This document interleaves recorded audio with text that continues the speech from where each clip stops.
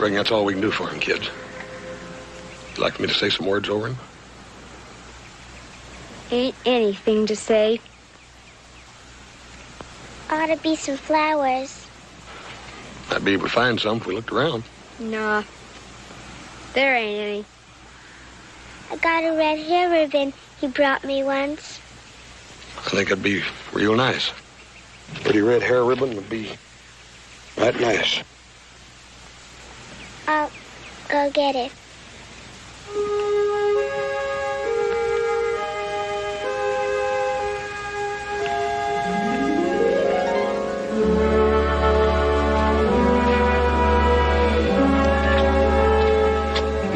Know something? I've been here most all morning, and I still ain't got you two gals straight in my mind. Now, which one are you, Will or Charlie? Will. Will. Is that short for Willa or something like that? No, just Will. Kind of a peculiar name for a couple of gals, ain't it? Will and Charlie. What'd you say your name was? Hoss? That's right. Hoss. You mean like a critter? Yeah, like a critter. I don't think I'd take on about names like Will and Charlie if I had a name like Hoss.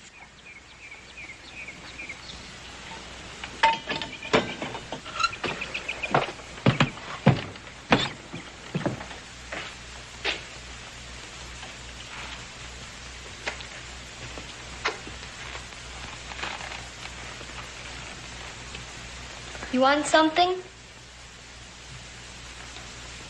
Yeah, I'd sort of like to talk to you for a minute if I could. What about? About you and your little sister. I mean, you're being left here alone and all. We'll make out. You want me to thank you for burying Pa? All right, thank you. And now you can ride on out, because we don't need you no more. If I hadn't a chance to ride in here this morning to get some water for my horse, you'd have been in a peck of trouble. I said thanks, didn't I? Look, Charlie, you can't just stay here alone. Ain't gonna stay here. Where you gonna go? You got kin folks? We got Aunt Chloe. Yeah? Where does she live? She lives in Cantle. All right. You come along and I'll see to it you get to her. You don't have to. We don't want you to. Can't you understand that? We'll get there by ourselves.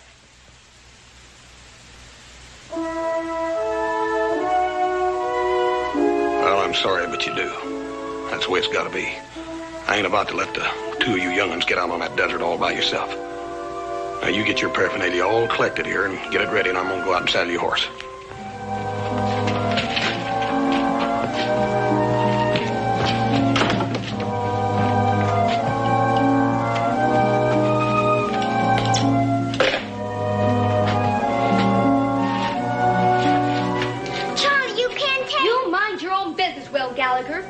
And don't you dare say nothing to him or to nobody else. You understand? Yes.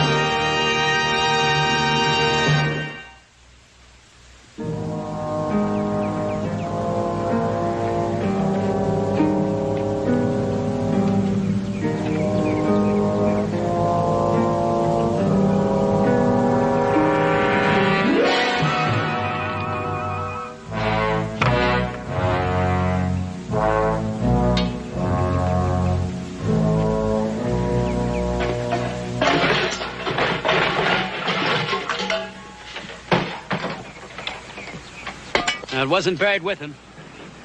Yeah, I don't think it's around here no place. Don't look that way, do it. That double-crossing snake. He was no good. After all you've done for him. Look what he's done to us. What do you mean, done to us? He's been taken care of. Just one less share. Now, come on, we wasted enough time around here. Get Lou and Con out of that shack. Con? Lou? Blake says get out here. Hey, Comrade. This place ain't fit to raise pigs in. There's nothing here. Now, Tully, come here. I spent some time out there checking on tracks. I found out plenty, too.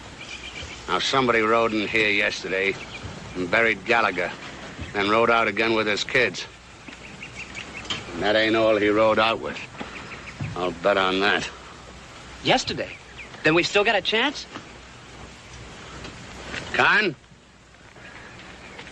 You know Gallagher better than the rest of us. Do they have any friends or relatives? Friends? That snake?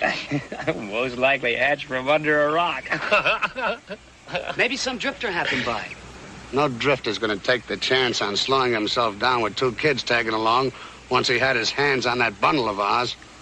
No. Now, come here. Let me show you something. This whole stretch of desert here is just one big trap. And Gallagher's partner or friend or whoever he is heading right into it. Now, we're here at Gallagher's place. Our man is making tracks in a beeline to Cantle. Right here. Now, only 2 ways out of Cantle. One over the mountains by stagecoach this way. The other out across the desert this way. Now, if they're going out through the desert, they have to go to a place called Furnace Wells. Right here.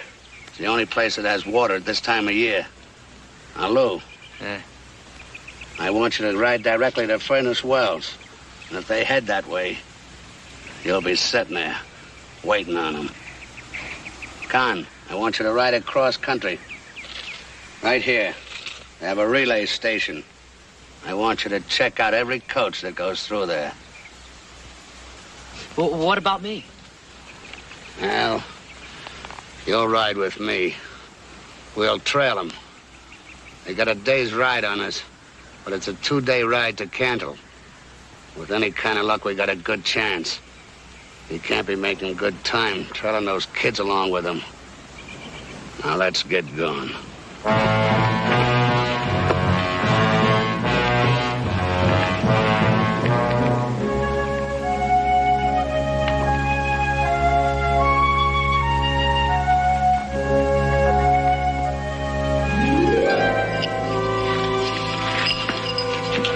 Come on. What is it, really? I mean, is it something like Willow? I think Willow'd be a pretty name for a little gal.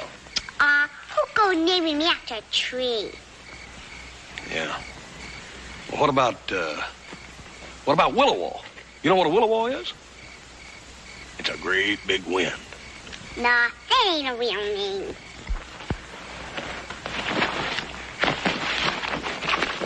Well, I'll tell you what. I'm just mean enough to keep calling you that if you don't tell me what your real one is. Well, it's Wilhelmina, but don't you use it on me. It's a terrible name.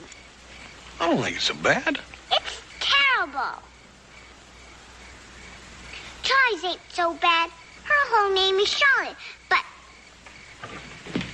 What'd you tell him that for? I ought to whack you good. Now, wait a minute. Here, hold on a minute. I tell you what, I'll forget the whole thing. As far as I'm concerned, you're just plain Charlie and she's just plain Will. You'll never hear me call you by them other names again.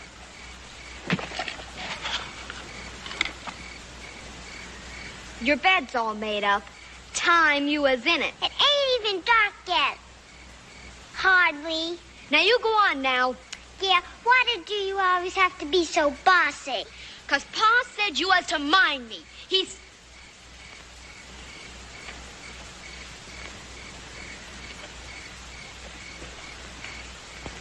Guessed I shouldn't have said that about Pa.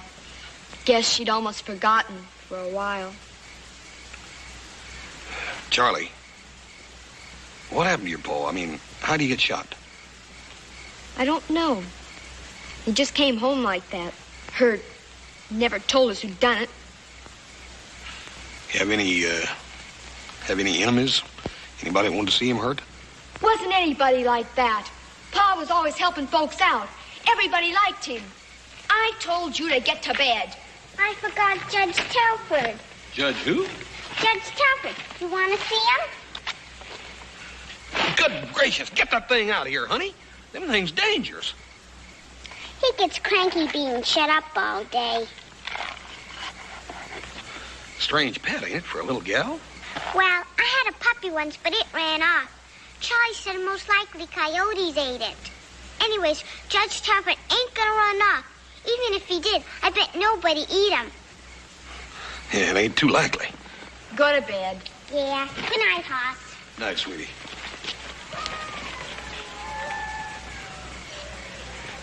Must be a pretty lonely life for a little young'un to have to turn to a scorpion for a friend. It's always lonesome on a ranch. Didn't you say you grew up on one? Yeah, but I had my pa and brothers. You got brothers? How many? 2. Gee, bet it's great having brothers. We was gonna have some, only Ma died when Will was born. Pa was gonna raise a whole family of boys like the ones he come from. You know, he had 5 brothers. Is that a fact? Yeah, they was famous in Boston where they all grew up. Pa used to say all you'd have to do was go down to Scully Square and tell them you're a Gallagher, and they'd just about give you the whole town. Charlie, your Aunt Chloe, is she your pa's sister or your ma's? Pa's, his only sister. Like I said, the Gallaghers go in mostly for boys. Ain't you asleep yet? It's lonesome over here. Ain't you ever coming to bed? Now, you listen here. You lie down and go to sleep. Charlie? What? What's the matter? Him. He's real nice, Charlie. All right. He's nice. Now go to sleep.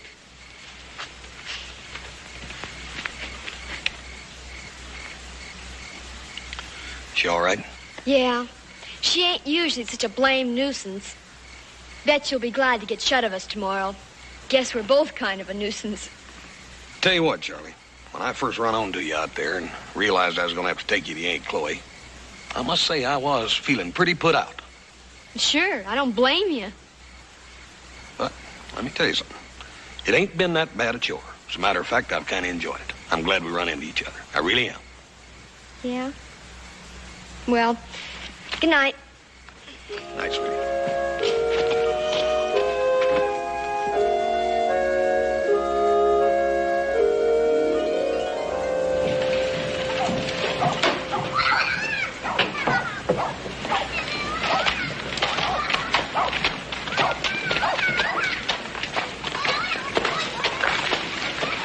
Well, that storekeeper ain't ever heard of your Aunt Chloe. You sure this is where she lives? Well, I guess so. How long's it been since you visited her? I don't know, a long time ago. What happened to Charlie? Where's she? Well, I guess she was looking for Aunt Chloe, too. All right, just come along peaceable now and won't nobody get hurt. What are you talking about, Sheriff? Where? Come where? You should have been smart and stayed clear of my town, mister. We don't cotton to kidnappers around here. Oh, Sheriff, I ain't no All right, now, come on. Sheriff, Let's go.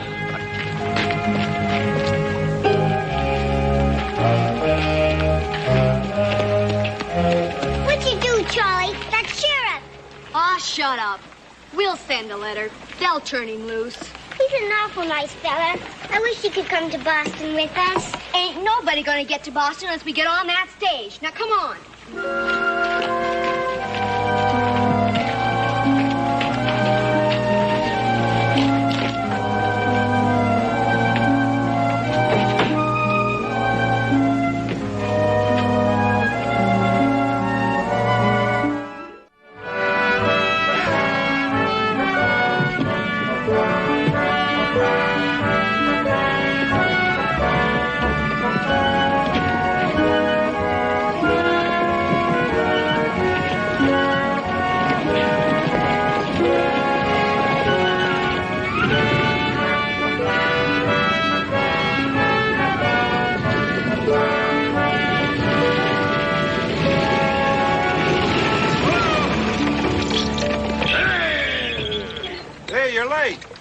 Late? What day is it? Tuesday, ain't it? Yeah? Well, according to my timepiece, I'm just about an hour's shy of being a week early.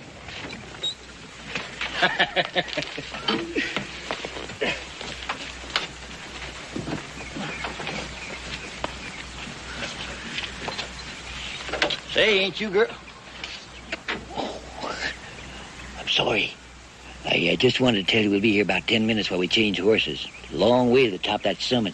That's where we're going to stay the night. Oh, we don't ride all night? Oh, no, not over them mountains. They're tricky even in daylight. We're going to sleep up there at Walker's Pass. There's a nice little roadhouse up there. Say, can I get you something, drink of water, maybe? No. Well, I better go tend those horses.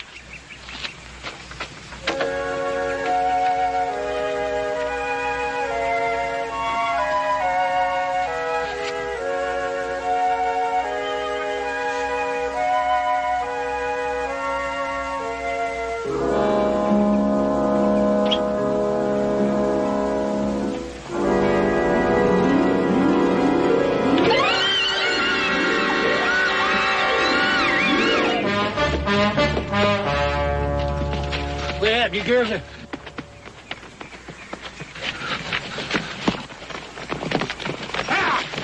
Hey! Hey! Come back here!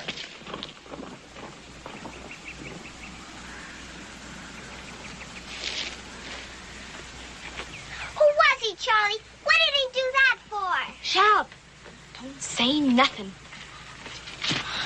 That man hurt you at all, kids? Ought to get the sheriff back in town. No, you don't have to do that. We know him. You know him? He's our uncle. Mister, could you rent us a horse? We gotta go back to town. Go back? Can you, mister? We'll leave it at the depot in town. Honest, we will. Are you in some kind of trouble, miss? We gotta go back. We was running away from home.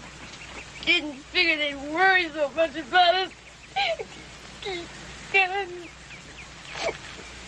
Oh, now, that's all right. We'll take care of you. Well, I guess she knows what she's doing. Better get her a horse. All right. Don't you kids worry about a thing. We'll take care of you. I thought we was going to Boston. Ain't you got any sense? That fellow's gone back for the others, the bunch that was after Pa. But I thought he headed back for town. What are we going back there for? 'Cause now they'll all come after the stage thinking we're on it. Only we'll be headed the other way. Now, come on. We gotta hurry. Wait a minute. Let me put Judge Telford in.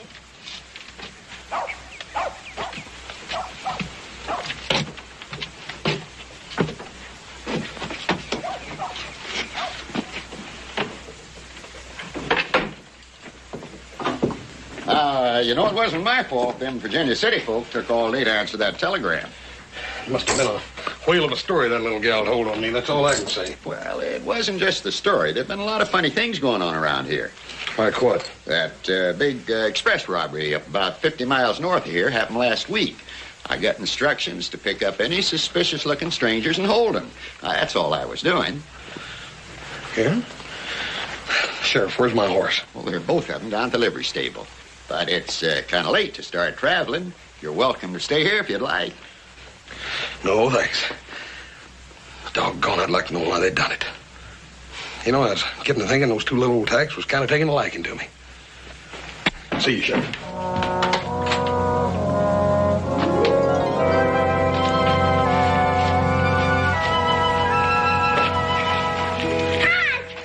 Hey, get down off of me. What are you doing? Aren't you glad to see us? Glad to see you. I don't know why I should be. I ought to take both of you out and give you a good spanking. That's what I ought to do. How come you to tell that sheriff all them lies on me? How come? Well, what are you gonna do with us now? Tell you what I'm gonna do. I'm gonna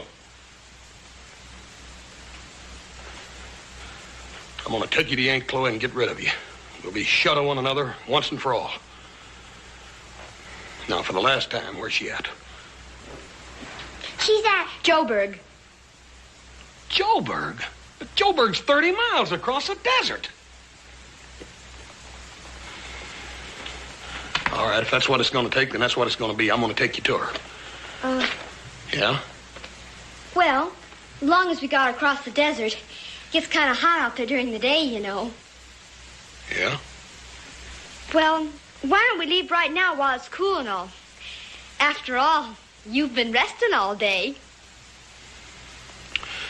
Yep, that's all I've been doing, resting. All right.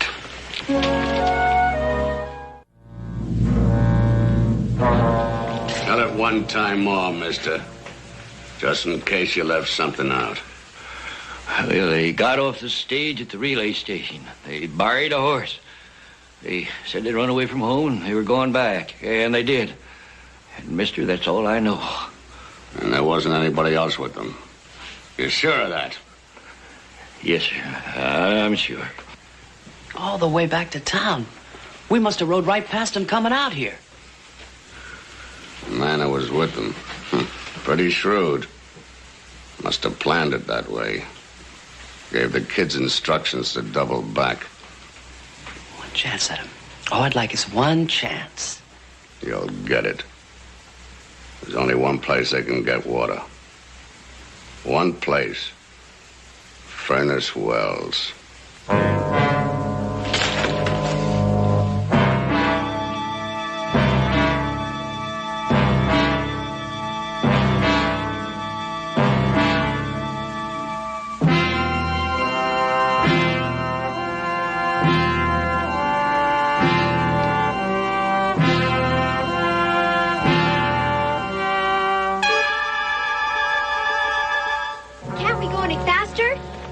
Look, Charlie, you want to kill these horses? What's your big hurry, anyhow? Well, it's so hot, I figured we could rest the horses when we get to Furnace Wells. Look, your little sister's half sick now from being so tired. I got some blankets over there, and we'll make a lean-to and get in out of the sun for a while. You're gonna stop here?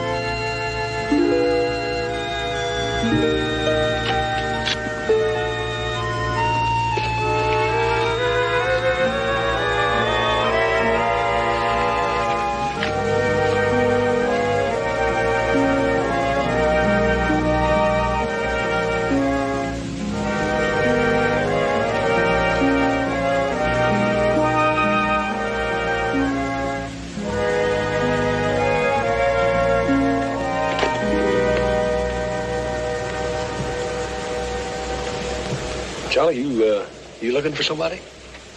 What makes you say that? Well,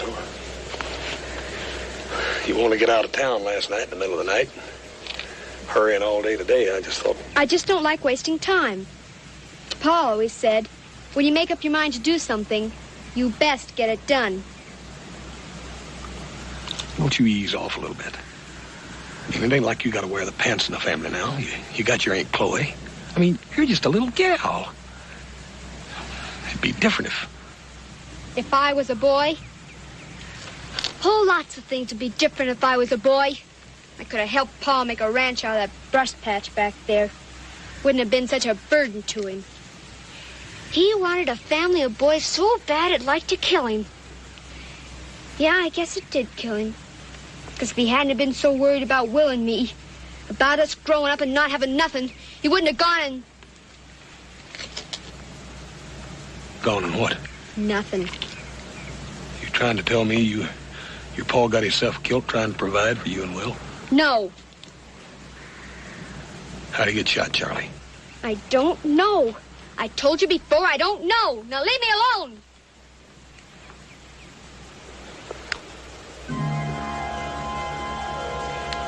Somebody coming. See the haze on the horizon over there? Looks like they're still about a half day away, but they're coming pretty hard and fast, according to all the smoke they're throwing up. Reckon who they are? I don't know.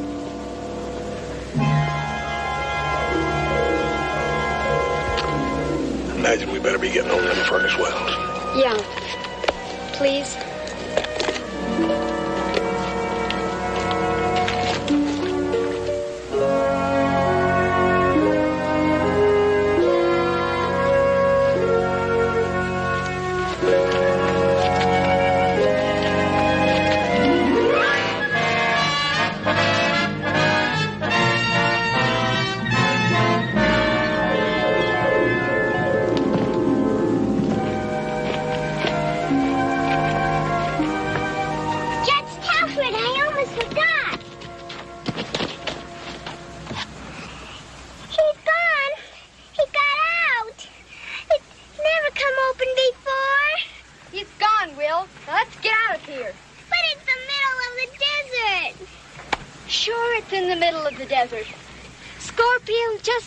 The desert. He'll probably find another scorpion and raise a whole family. Now will you quit blubbering over a dumb fool varmint and get on the horse? Well, I'm afraid he's gone, honey.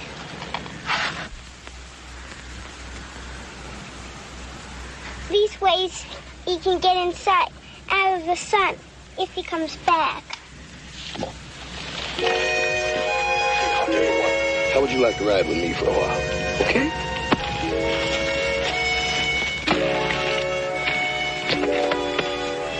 Here, right up on old Chub. That's all right.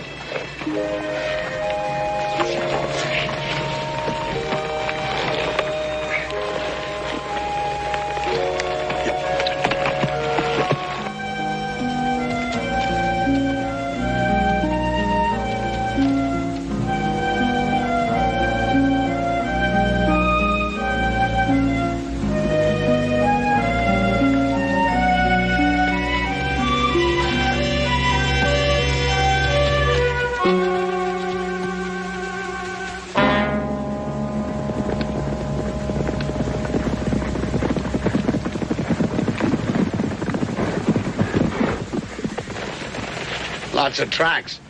They must have made camp here. Let's rest the horses a while. Mine's finished. He'll last. Come on, let's go.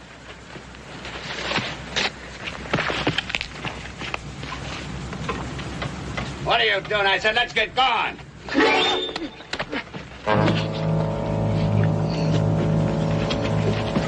Hold still. Let me take a look. Big old granddaddy scorpion. What's left of him. Scorpion? Folks die from scorpion bites, don't they? Nothing but a sting. A sting? My hand's all afire. I gotta get me a doctor. Come on. I'll take care of it. No. I'm going back and get me a real doctor. All the way back to town? Look, you stupid... I'm going.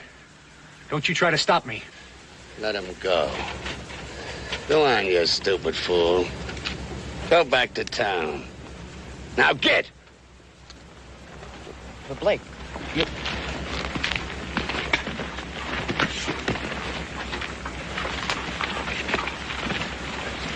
Hold it. You won't need this while you're gone. Now get. Go on. Get.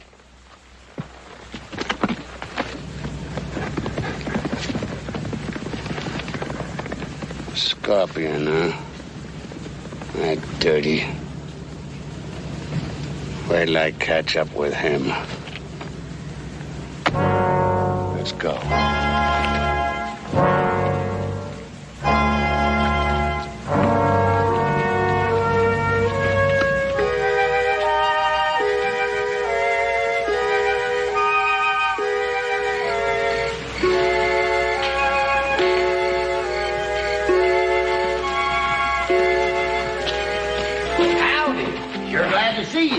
You're just in time for supper. Can you help me with a little one? Yeah, if you would. Yeah. Tell you, we're a little more interested in water than we are food. These old horses ain't had much to drink. We run out of water about an hour ago. Everybody's does. Well, well's right over there. Water's $1 a bucket, so don't spill none. $1 a bucket? Well, sure. That's the only well in the whole darn desert. Dug it all myself, all 100 foot of it. Man's got to get something for his labor. All right. Charlie, take Will on in the house. Hey, you kids come on with me. I got a real fine supper cooking for you.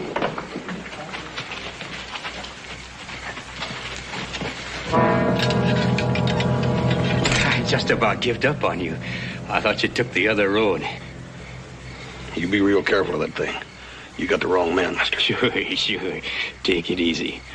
All I want from you is no trouble and $34,000. 30? You're crazy. I said no trouble. Now, where's it at? I don't know what you're talking about. Now, look here, mister.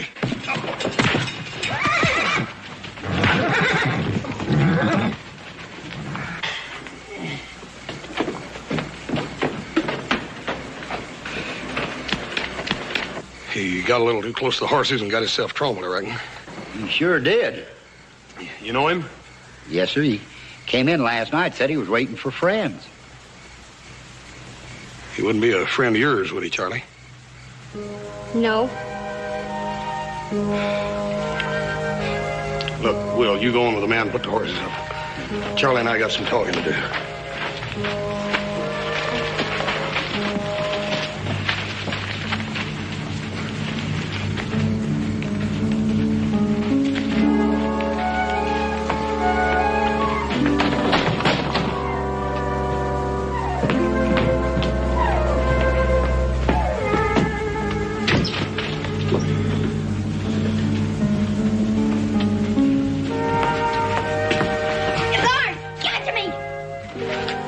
You ain't been 10 feet away from this since we left your place. I would have known it was no just ordinary laundry bag.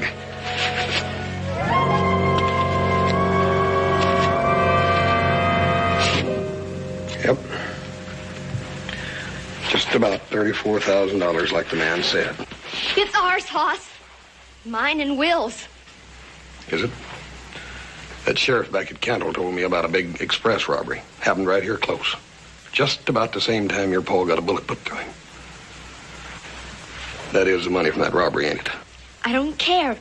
Pa gave it to us. He gave it to me and told me to keep it, to go to Boston with it. You can't do that, Charlie. Your pa, those other men, they stole that money. Well, like Pa used to say, sometimes you gotta steal. Some folks, that's the only way they can get anything. They can work all their lives and still have nothing. That's why I'm keeping it. Charlie, you can't. Your pa was wrong. You can't keep it because it ain't yours. It is. We paid for it, didn't we? We lost our Pa for it. I ain't gonna let him be dead for nothing. He was too good of a man to die for nothing.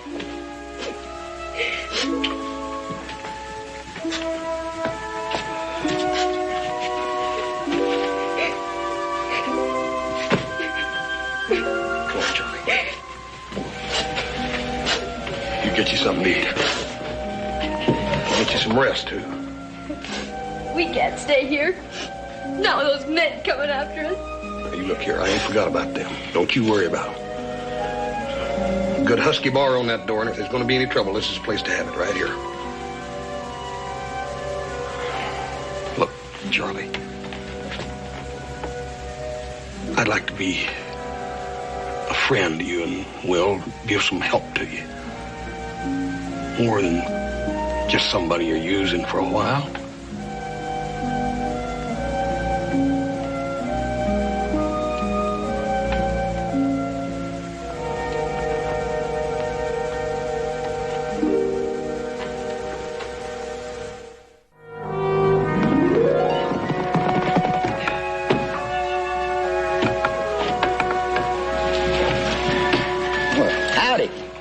Glad to see you.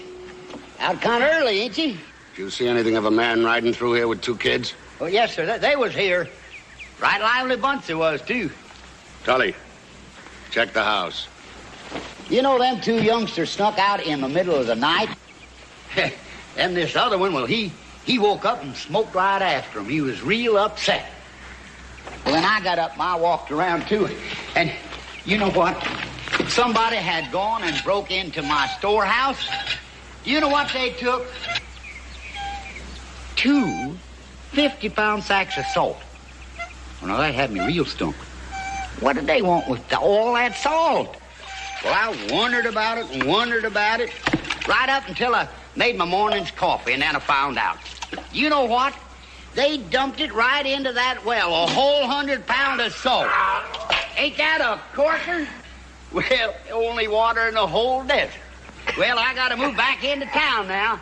It'd take a whole month to get that there salt out of that there well. Couldn't pump that brine out no more. Shut up, you dirty fool. Well, I'm telling. I gotta go on. Try to get out of there. Lou's inside. He's all busted up. Get on your horse. Let's get some water. There's no more water. He salted the well. He what? If I have to crawl on my hands and knees through all hellfire, I'll get him.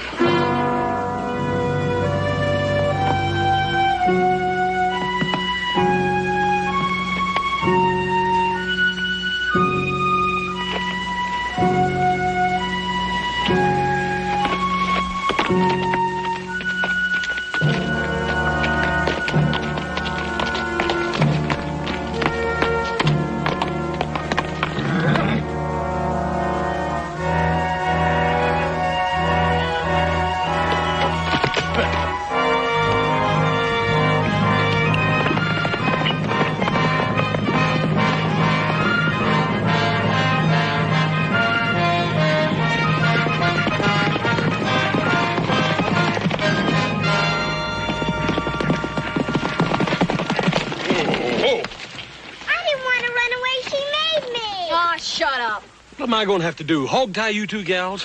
Why don't you just let us be? I told Charlie we ought to not leave you alone when the bad men came. Did they come after we run away? Not by the time I'd left, Ed. Who are they, anyhow? I don't know. Well, guess we don't have to worry about them no more then. 'Cause Charlie fixed it so they couldn't follow no farther.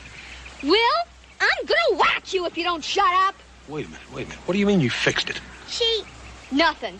We're gonna sit here in the sun all day? We're going to stay right here till I find out what you did. She put salt in the well. Boy, oh boy, you're just full of tricks, ain't you? Well, I'll tell you one thing for sure, young lady. This money's going back to the folks it belongs to if nothing else happens. That's going to happen, I promise.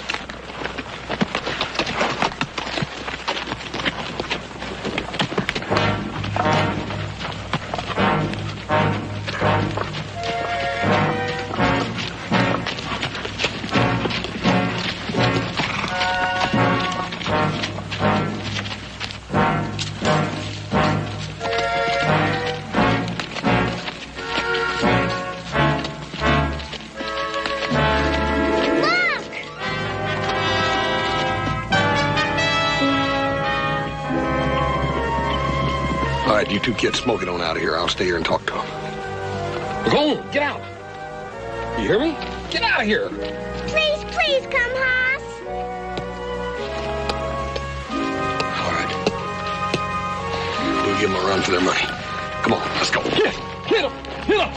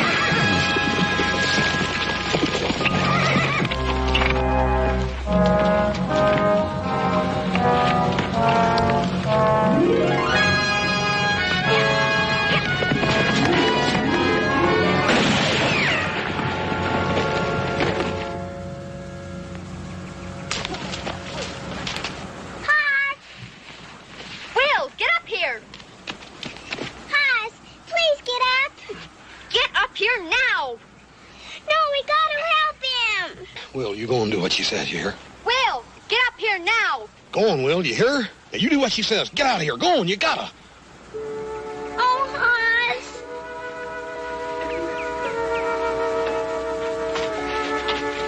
Come on!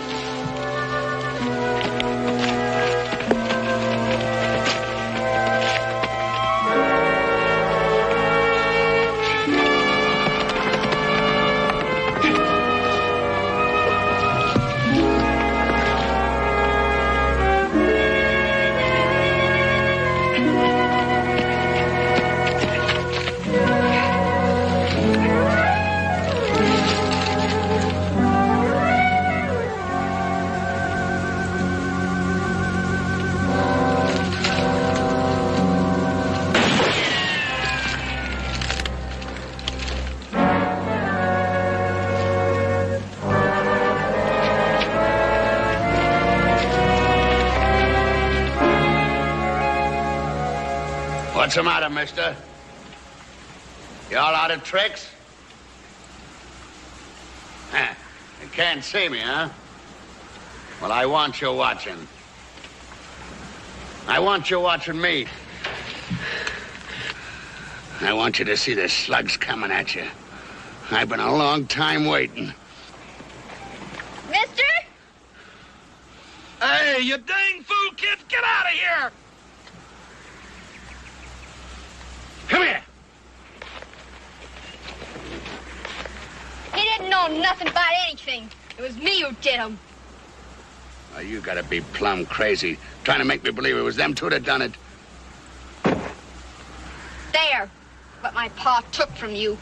Why, you're nothing but a kid. The kid run me ragged. Made a fool out of me. You're nothing but a miserable kid. Gallagher's kid, mister. Guess that makes the difference. Gallagher's kid, huh? I suppose you're real proud. Proud of a no-good horse thief. Well, it was me. Me gave him the only chance in his whole misbegotten life. And he crossed me. Now I'm gonna give you what I gave him. Senor, what? What are you doing?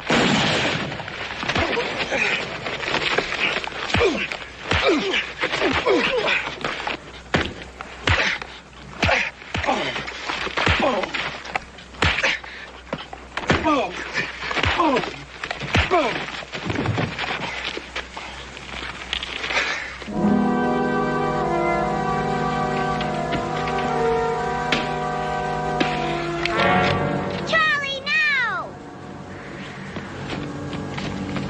Don't, Charlie! Charlie, you can't do that. Can't I? Put the gun away, Charlie. No. He killed my pa. Wait a minute. I didn't know your pa. Some of the things he taught you and Will, I ain't in agreement with, but I know one thing for sure. He loved you, and he loved you a lot. And he was proud of you. He was proud of you for being Gallagher's. You can still go back to Boston and Scully Square and meet all them other Gallaghers.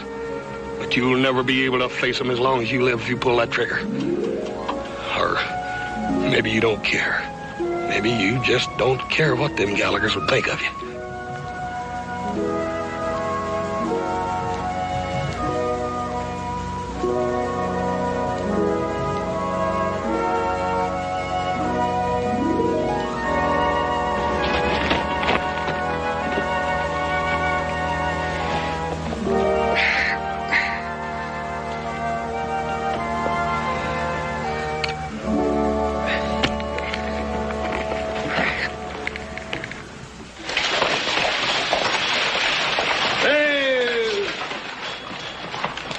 Hey, I hear you got some precious cargo going east. Doggone right, and I'm gonna hold every stage driver from here to Boston personally responsible for them.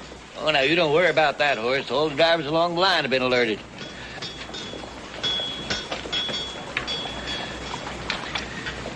Them?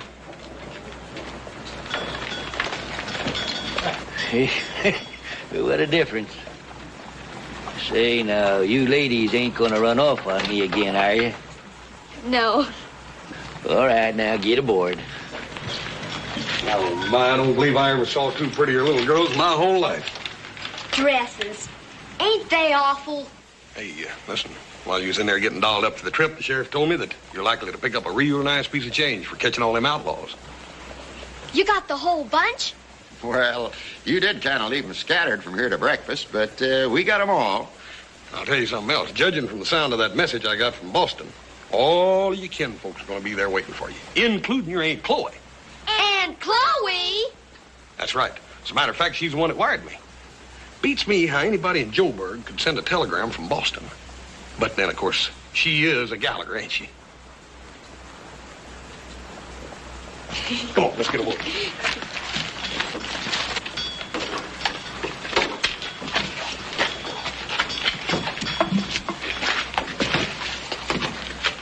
If I wrote you a letter, would you write one back?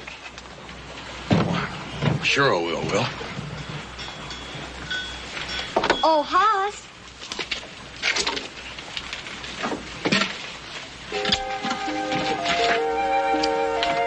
Oh, get out of here. Go on. Here. Bye, gals. Bye, Hoss. Bye. Bye, Hoss. Bye. Bye, gals. I got a notion that old Boston town is in for some excitement like it ain't seen since that tea party.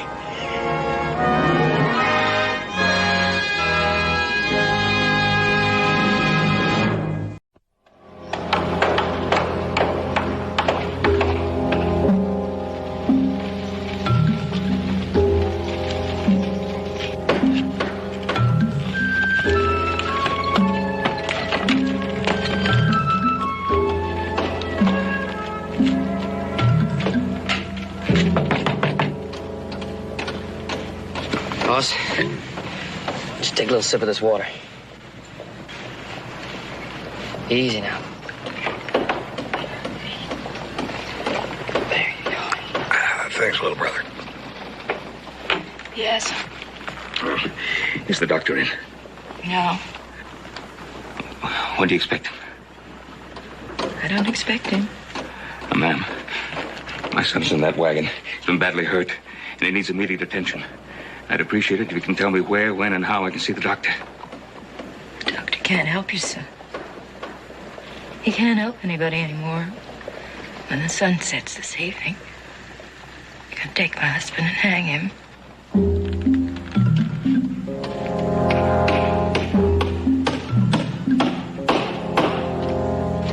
The law judged my husband a murderer.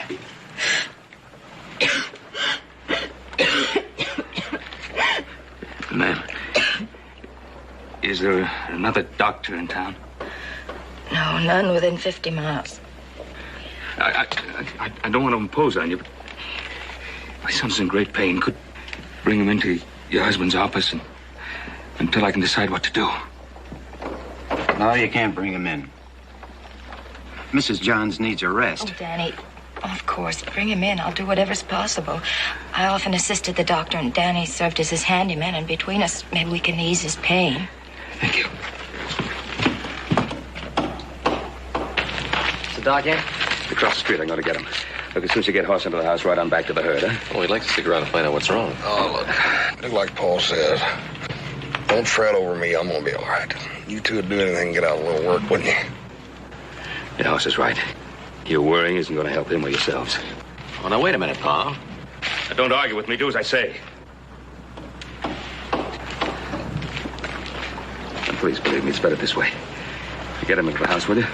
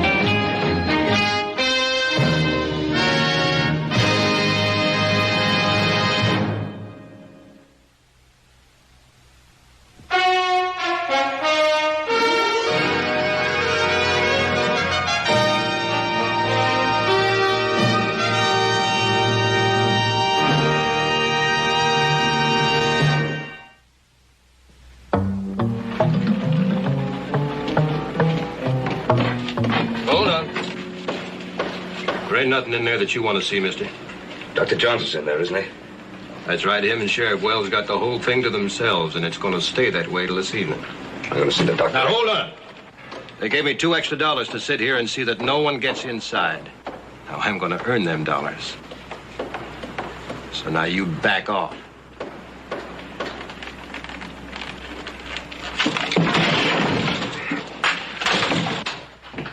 Try anything and you're dead. Sheriff, I come here for help. My son needs help. He jumped me, Sheriff. Let me have him. Hold it.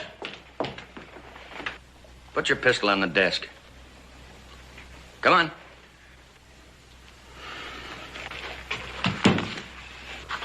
Now, what's this all about? Sheriff, all I want is a couple of minutes with the doctor. My son's been injured. Back outside, Hall.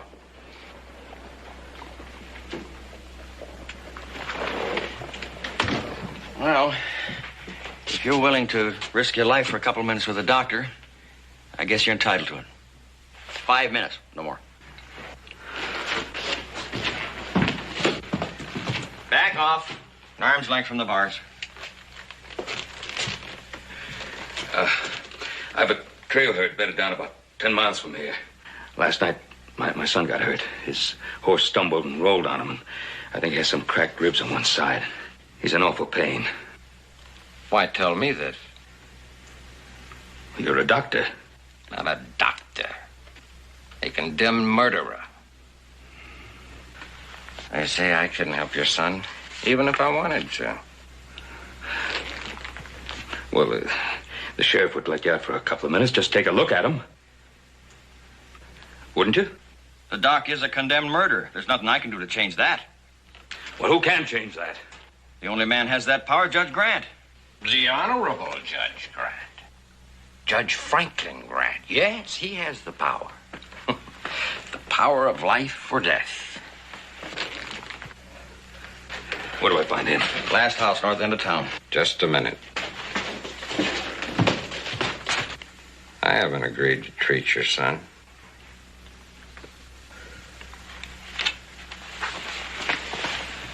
You get permission from Judge Grant. Then we'll talk about it.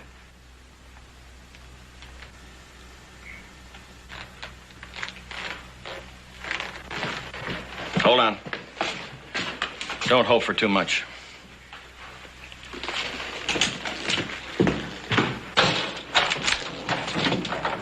You wouldn't like to try that trick again now, would you, mister?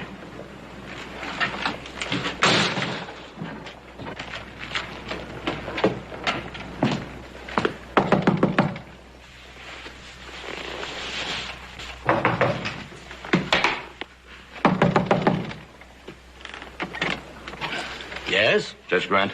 That's right. What can I do for you? It's urgent that I talk with you, sir. Won't you come in? My door's always open to anyone in trouble. Thanks, sir. Mr. Cartwright, Ben Cartwright. Yes. Won't you sit down, Mr. Cartwright? You're not from around here, are you? No, sir, from Virginia City. I thought so. I know most of the people in my district. Judge Grant, I just left my son at Dr. Johns' office. He's been injured. I need your permission to let the doctor examine him, treat him. That is out of the question. Well, it could be a matter of life or death, sir. Last week, Johns killed a man. He was tried and convicted. As a criminal, he has no rights or privileges. All I want is for the doctor to look after him. I don't know and I don't care about the interpretation of the law. But I do know and I do care. It's my job to know and care. Judge, I'm not asking you to set the doctor free. I'm begging you to let him do what he can for my son. The answer is no. But, Judge, there's no other doctor within 50 miles of this place. A horse fell on my son. His rib has been broken.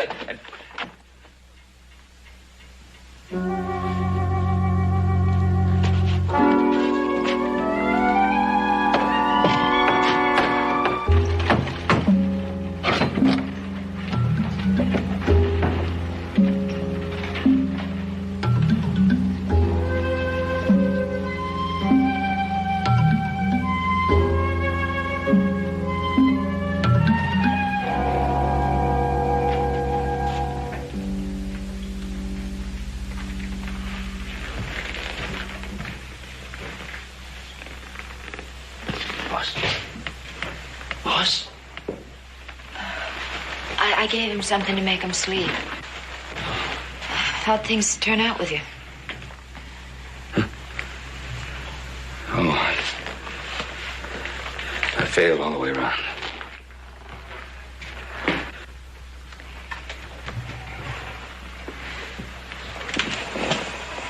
I think your son has a serious internal injury. You said you assisted your husband, didn't you? Why can't you do something for him? I don't know enough. I've done everything I can for him already.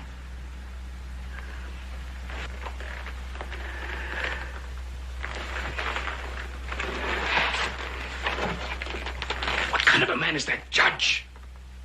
Risk my son's life on a point of law. The judge hates my husband. Hates him? Let me explain. My husband once treated the judge's wife. And in his opinion, she needed an immediate operation. The judge opposed it. But finally, because she was suffering so much, he gave in, and it was too late. My husband's a fine doctor. But Mrs. Grant's infection was so far advanced, nobody could have saved her. She died on the operating table. The judge blamed my husband. Feeling this way, he sat in judgment on your husband. Yes. He condemned him to die, not for Stephen's death, but for his wife's. The Right Honorable Judge Franklin Grant is about to honor us with his presence. Come in, Your Honor. Come on, Danny, I'll get you some coffee.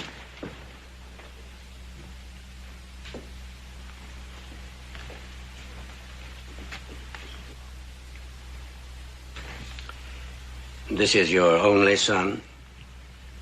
I have two others. And you have your wife? No. I have no children, no wife. Mr. Cartwright, do you know what it's like to be alone? To lie awake night after night trying to drive back the memories that flood your brain? And force yourself up each morning to face another empty, meaningless day? I've had such moments. Yes, I suppose you have. Do you know why I feel the way I do? Yes, I know. I'm not a cruel man, Mr. Cartwright. I'm not a callous man. But my wife would be alive today if Johns hadn't... He's not a doctor, he's a butcher. That's why I don't want him to treat your son. But he is my son. It's my decision as to whether Dr. Johns treats him or not. Yes, it is your decision. I only hope it's the right one. You come with me now, please.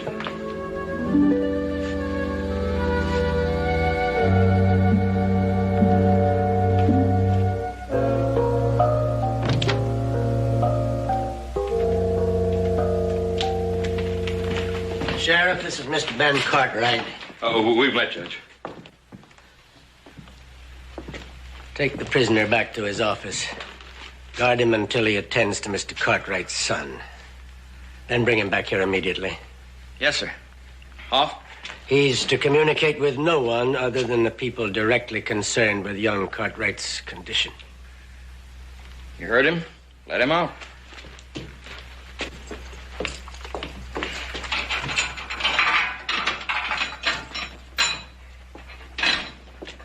You heard the sheriff. Out.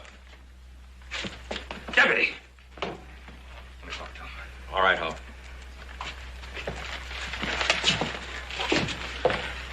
Doctor, you said if I got the judge's permission, we'd talk. Let's talk. You are a very persuasive man, Mr. Cartwright.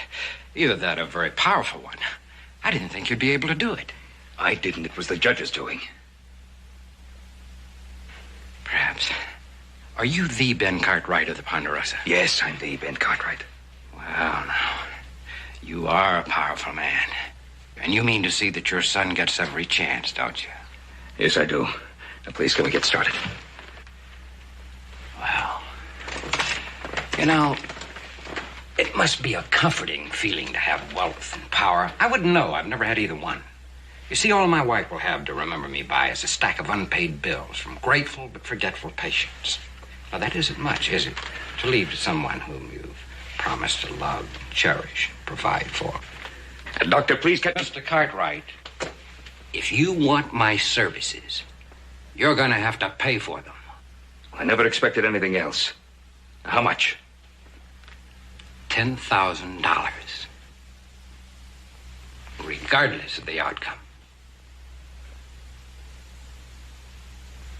All right, now, please, can't we get started?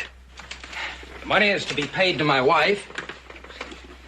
And Judge, you're witness to this verbal contract. For with your dedication and respect for the law, I'm sure that you'll see that Mr. Cartwright carries out his part of the agreement. 35 years of my life have been given to that dedication and respect, and I've never abused the power entrusted to me. And what about you? What about the power entrusted to you? How many people have you butchered and maimed and killed and then hid your mistakes and incompetence behind the protection of your profession? Judge, please... You are a disgrace to that profession, Johns, and I'll tell you this. Of all the men I've ever sentenced to die, you're the only one I haven't the slightest regret or pity for.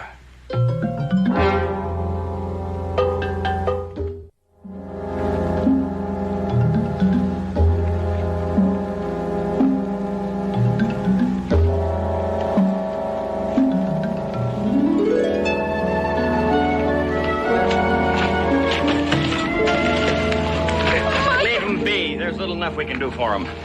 Something happened. Are they going to stop? No. Nothing's changed.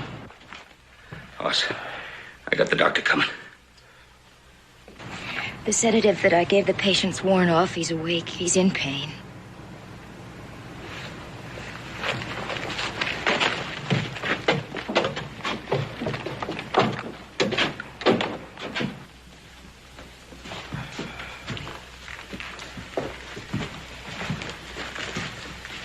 I'm Dr. Johns.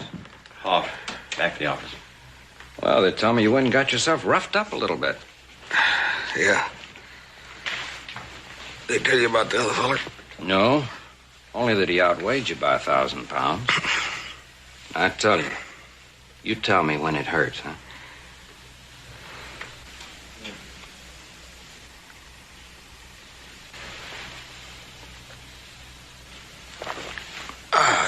You found it.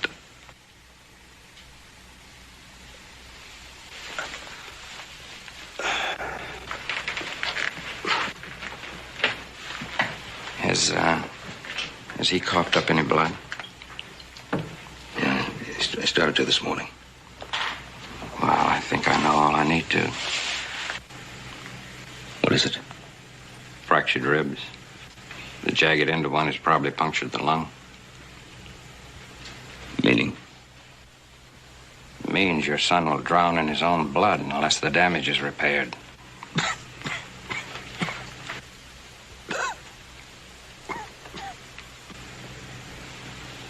Are you sure? I mean, the lung could be all right. Yes, there's that possibility, yes. But I won't know unless I operate.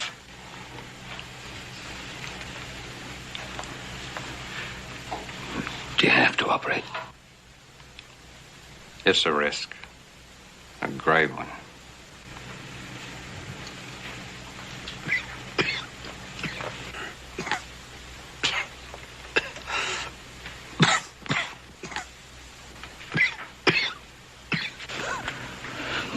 Do you think he's strong enough for an operation? I think so. He's got a good pulse. Of course, I'll check him over thoroughly first.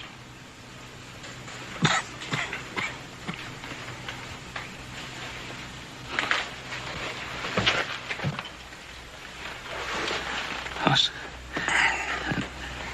doctor says you need an operation. It'll be a tough one. How do you feel about it? If he says I need an operation, I reckon I need an operation, Paul. Got a notion he knows more about it than we do. Besides, I'm getting sort of tired laying here on my backside.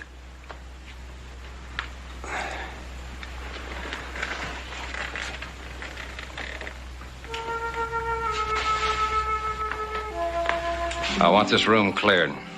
The only assistance I'll need is that of my wife. I'll be out on the porch.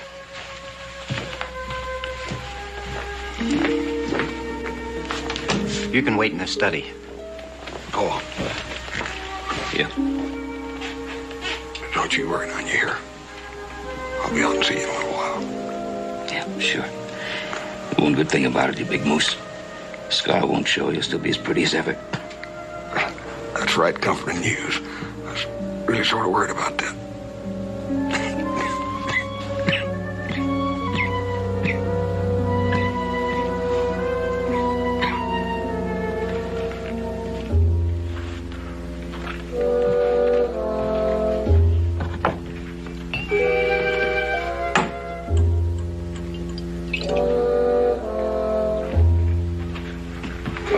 Mr. Cartwright? Thank you. I wouldn't worry if I was you. He's a good doctor. He saved my life when nobody else gave me a chance.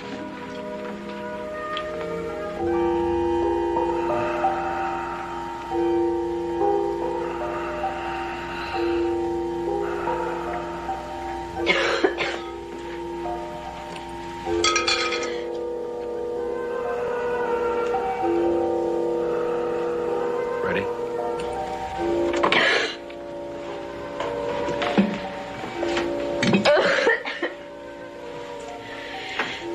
Karen, go upstairs, rest. I can manage here. No, you can't. You need me. I'm all right.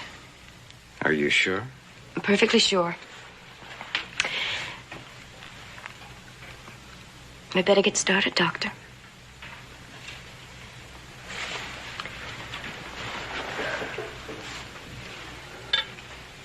Michael, I know it's not the time or place to say this, but I love you so much. I love you. There's never a time or a place where it's wrong to say, I love you.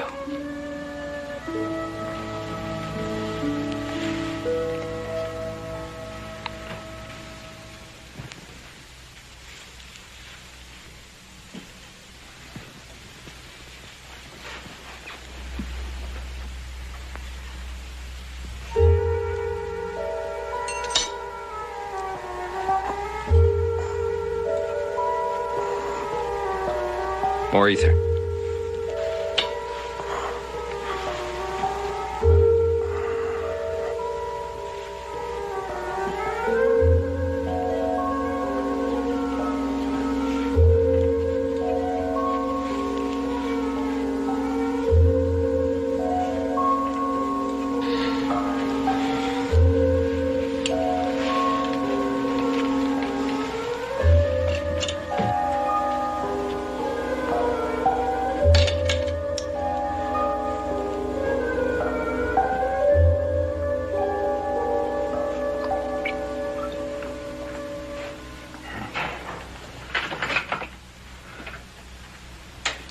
Back on it again. After 4 long years. Used to be quite a drinker. But then 4 years ago, I come down with a fever. No doubt about it. I was due for Boot Hill. But then Dr. Johns heard about me. Came to my house. Didn't get 5 hours sleep all the time he was with me. Afterwards, he talked me into kicking the bottle. He gave me a job as his handyman. Doesn't sound like a man who could commit a murder. He ain't. I seen the whole thing. But the judge wouldn't listen. He said it was murder. You'll hang by the neck, he said. And the doc even refused to help himself. Refused to help himself? Well, it's just that the doc is a spirited man. Not one to get pushed. But at the trial, he just didn't seem to care.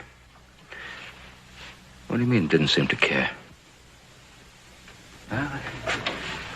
He just sat there and let the judge condemn him.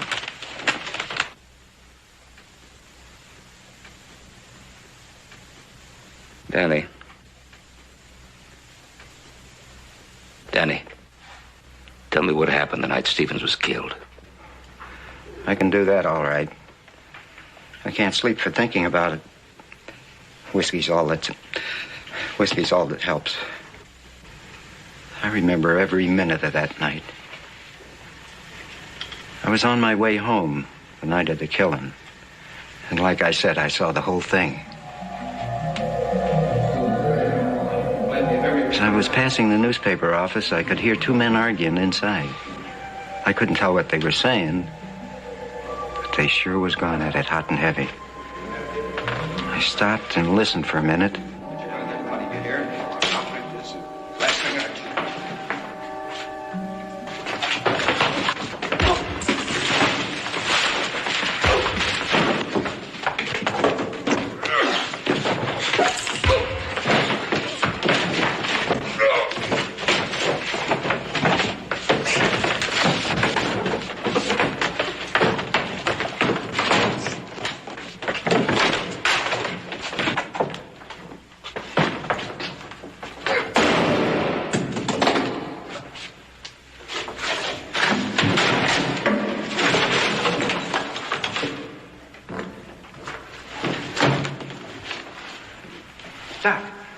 He's dead.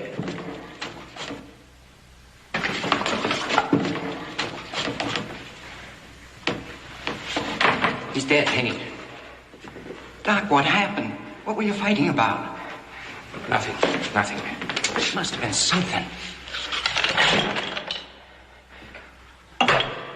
Oh, it was about a bill, Danny. It was about a bill he owed me. He wouldn't pay me. I seen the whole thing. There's nothing to worry about, Doc.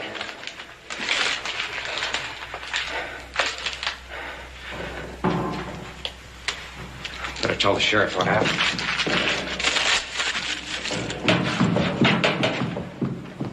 What's going on here? I heard a shot. Sheriff, we got a dead man. It was an accident. An accident? Like what happened to my leg? You left it bent and twisted? I did everything I could for your leg. Yes, it's bent, but you're walking on it. You could have lost it. It's Stevens' own gun. It sure is. And I saw him pull it on Doc. It was self-defense, pure and simple. Is that true, Doc? Yes. Yes, we had a quarrel. And Stevens pulled his gun, and in the struggle for it, the gun went off. Well, with Danny here as a witness, you shouldn't have too much trouble. Why don't you go home now? I'll need you in the morning to sign a report. All right, Sheriff. Come on, Danny, let's go. Hold it. I wouldn't let the doc go home just like that, Sheriff.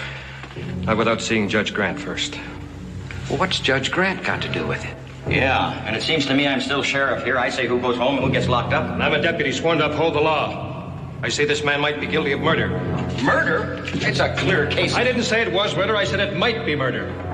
Especially in view of what I know. What do you mean, what you know? I know he threatened to kill Stevens.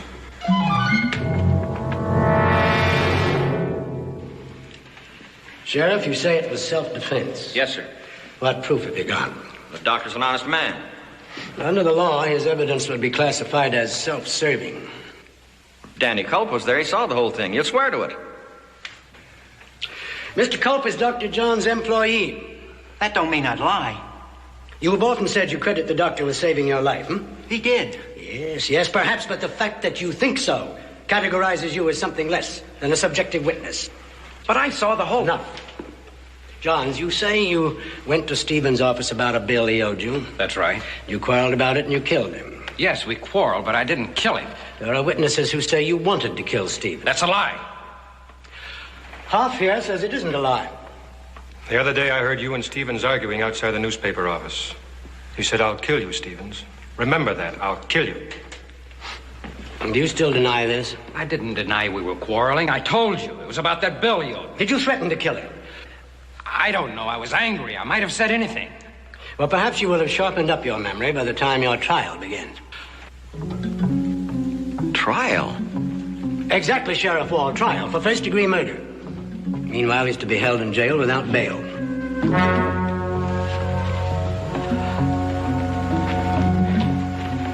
I feel very sorry for you. For any man whose grief is such a sick thing.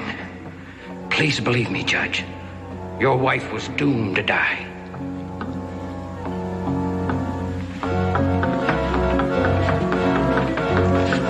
All right, Doctor.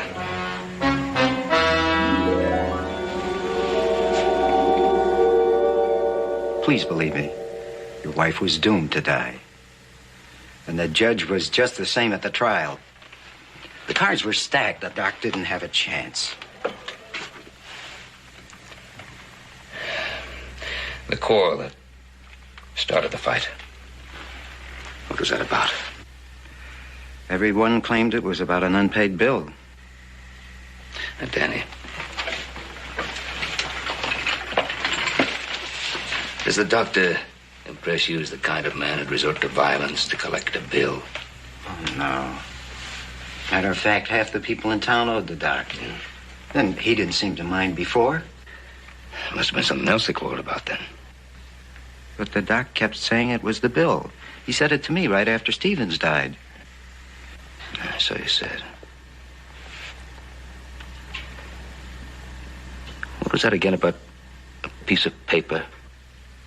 Paper? Oh, he dumped a whole tray of type. He seemed in a sort of a daze, but he kept looking for something. Then he found that piece of paper.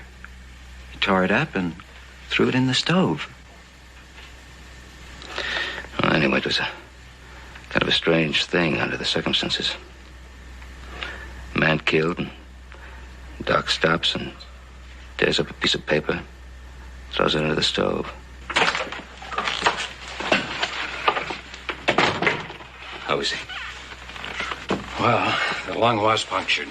There was internal bleeding, and I repaired that damage and set the broken ribs. It's going to be all right. Well, I'll be better able to tell you. I mean, my wife should be able to predict his chances for you later on. I've done all I can. The rest is up to your son's constitution. Doc. Thank you. I hope you're not being premature. Mr. Cartwright, I wouldn't try to see your boy for a while. He's had a pretty rough time. The sheriff's impatient. Danny?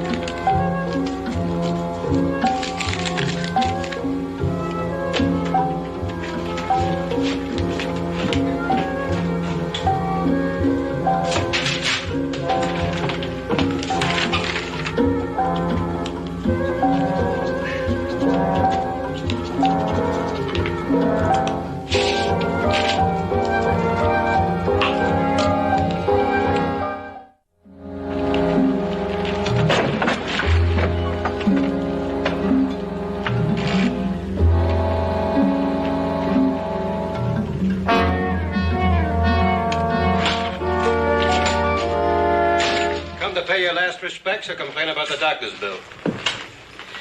I talked to him. Oh, yes. He's allowed visitors an hour before the time. Halt. Oh, just a minute. Your gun.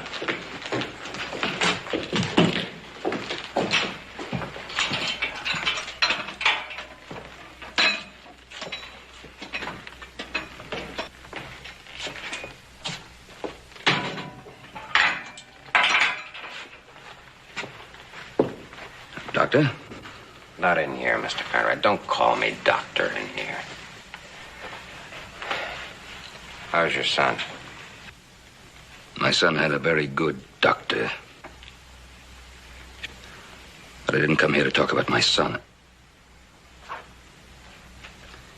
Sheriff, may we talk privately? Pop, will you get back outside?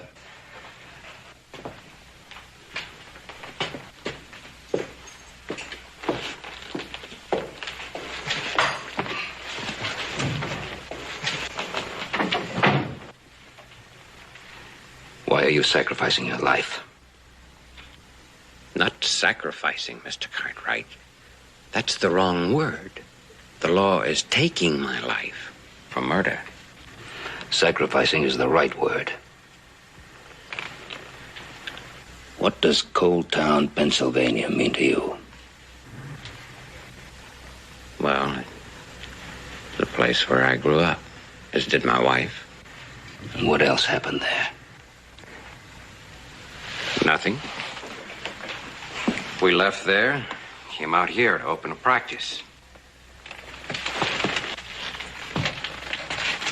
Then why did Stevens, after all these years, want to print a story about Cold Town and your wife?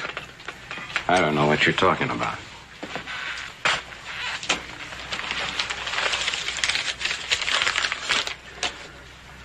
I think you do.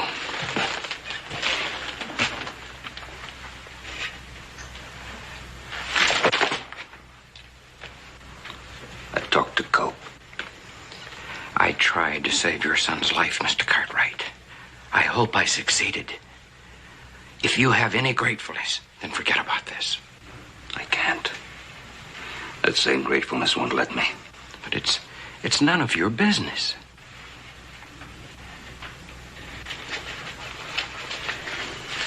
I have to go to Judge Grant and show him this new evidence on your behalf. No!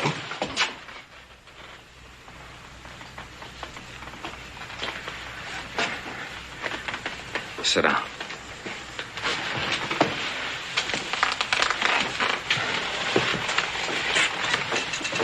I'm going to tell you about it.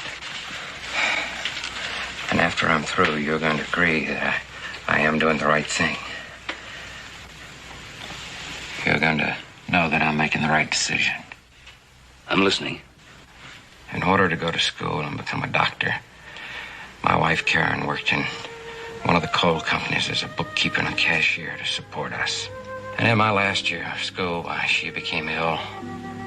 Lung trouble. And all the money went for medical bills, and it became impossible for me to continue my studies. So, she embezzled money from the company where she worked. You knew about this?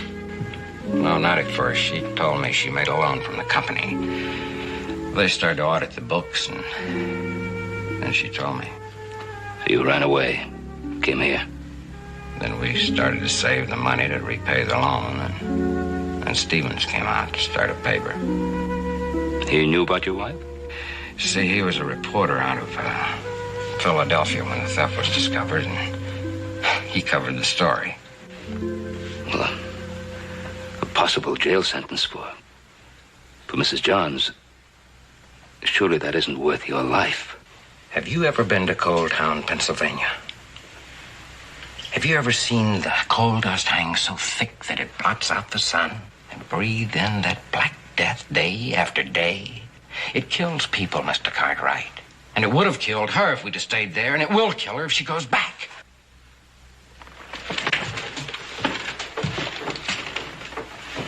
What about Karen?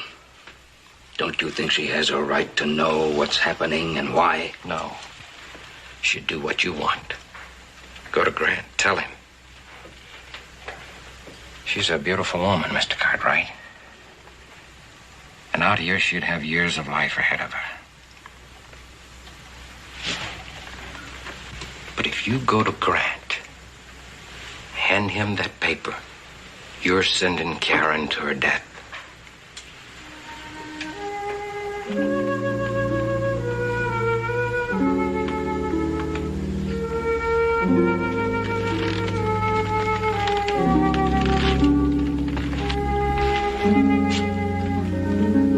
Sheriff?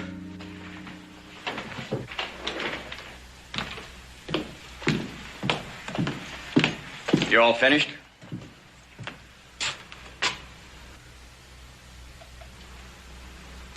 finished.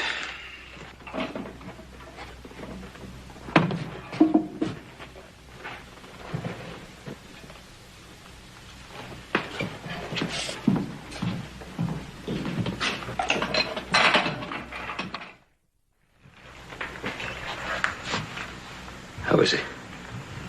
We're still waiting. Did you see Michael?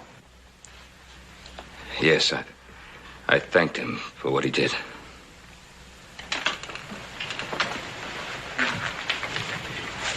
Mrs. Johns,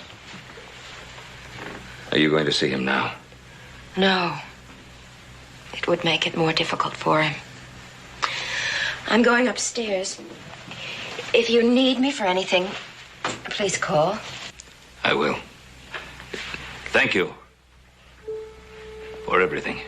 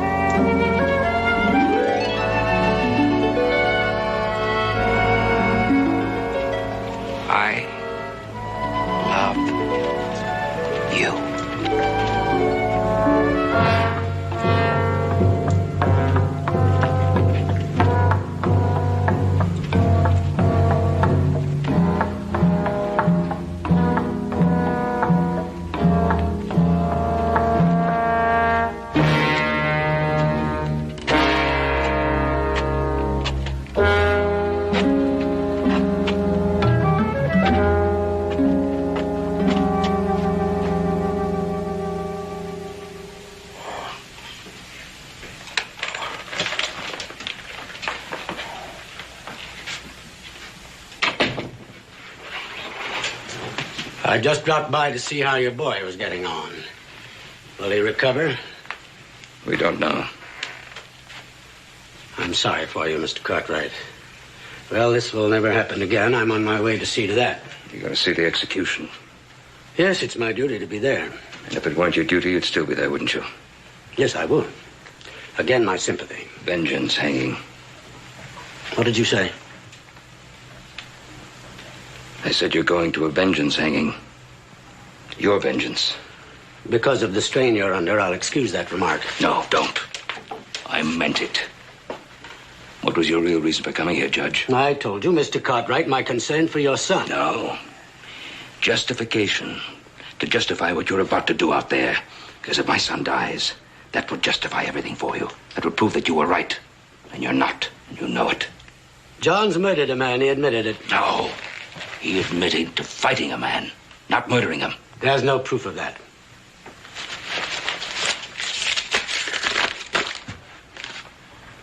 What is this? A newspaper article. A story that Stevens was using to blackmail Dr. Johns. Blackmail? Yes, blackmail. When Johns tried to destroy it, Stevens pulled a gun. I don't believe it. Read that article. What you won't find in that story is that Karen Jones is ill. If she was sent back east, it might mean a death. How do you know all this? I learned it from Dr. Johns. He begged me not to say a word of this to you, for fear that you'd take out your vengeance on her, too. Then why do you tell me? Earlier today, you said that you never abused the power entrusted to you. Well, I think you're doing it now. You're sending a man to death because of what you think he did to you, to your wife. Not because you really believe him to be guilty. You're a liar. Then prove me to be a liar. 35 years of your life have been dedicated to seeing that men receive equal and fair justice under the law. Prove me to be a liar. Or better still, prove to me that you're a judge. Not just a man using his power to seek revenge. Paul.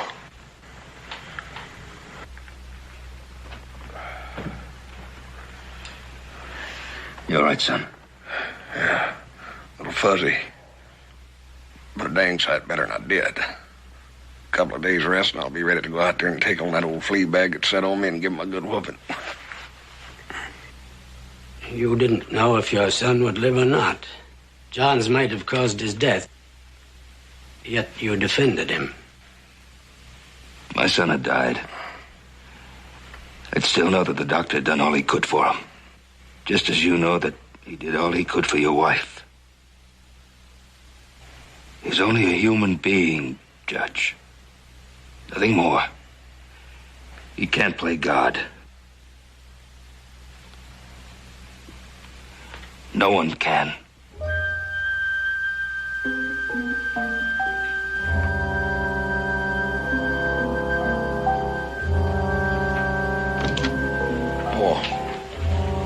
What's all that about? I'll tell you later, son.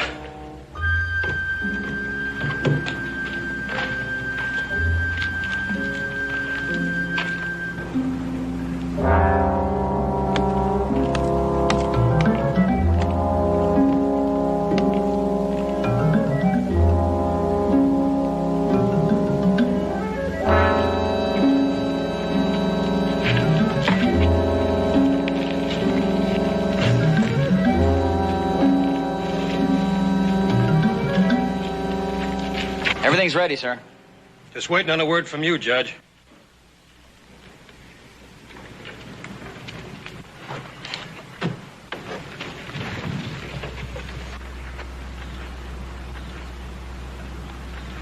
Bring him down from there. Oh, just a minute, Judge. This man suffered enough already.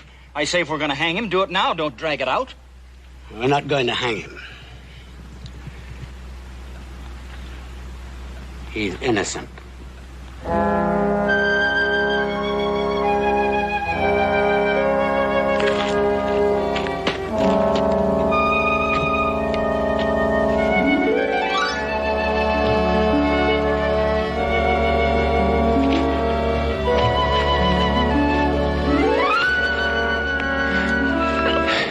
There now. Easy.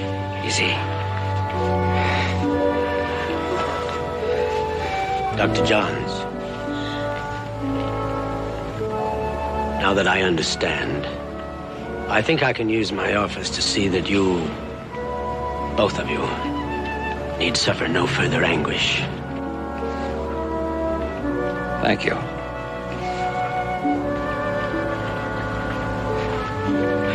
Well, now, I think we ought to be getting back to our patient, don't you?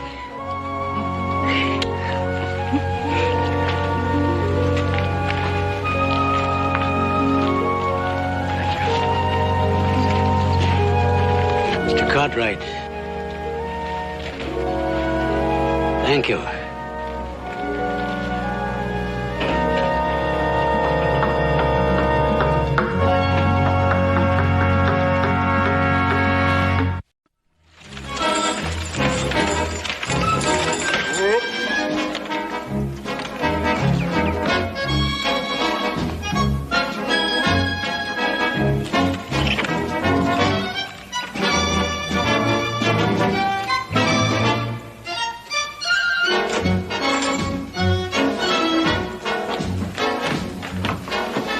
Decided to come home.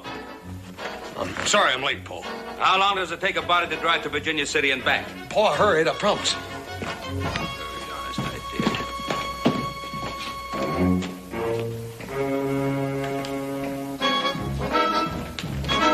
Just 1 minute. Now, what are you so all-fired busy about? Ain't busy, Paul. Well, did you bring the mail? Yes, sir. It's out there in the buckboard. Did that letter arrive from Carson City? Gee, I reckon, Paul. I didn't even look.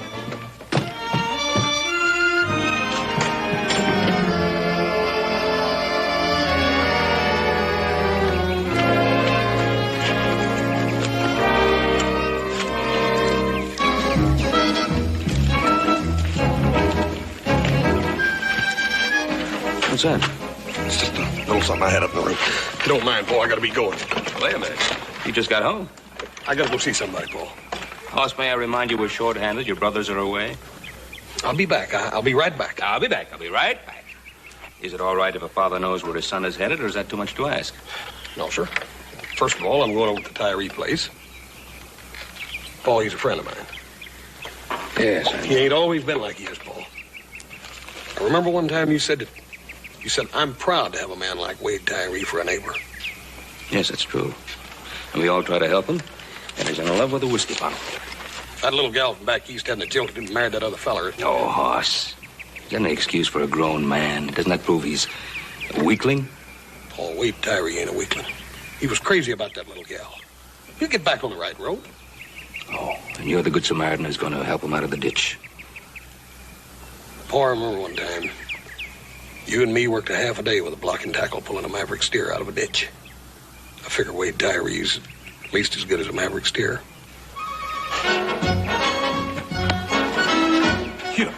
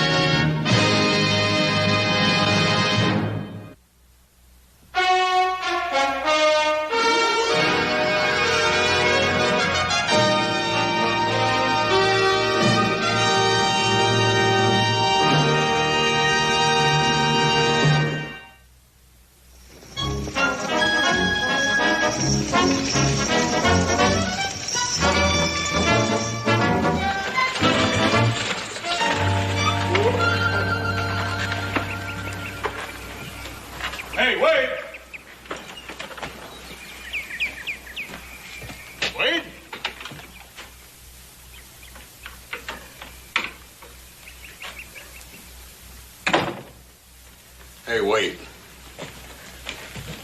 Wade. Wade. You all right? You're acting mighty leisurely for a man that's got so much to do. How come you ain't out working? I'm a drunk, Hoss. Drunks don't have to work.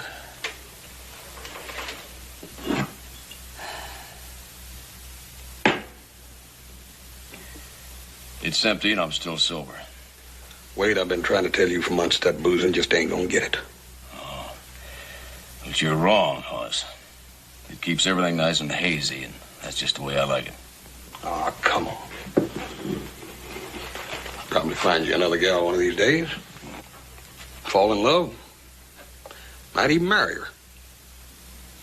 Yeah, I'll never make the same mistake again. Well,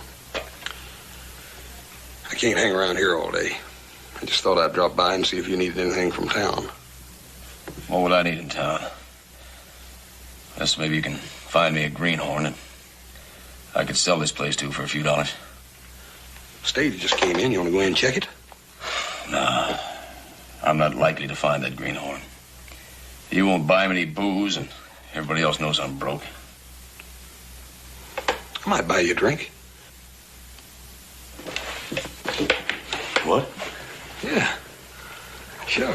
I ain't gonna go in there with you looking like that. You need a shave. Go on. Oh. Yeah, well, I guess I could shave for a drink.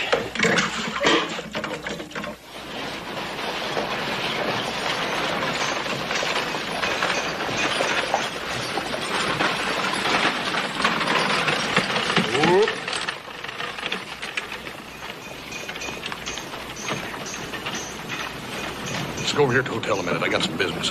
I thought you said we was gonna have a drink. Well, a minute. First, I got some business. Come on over and help me with it. Well, let's have a drink first. We'll get it in a minute. Now, come on.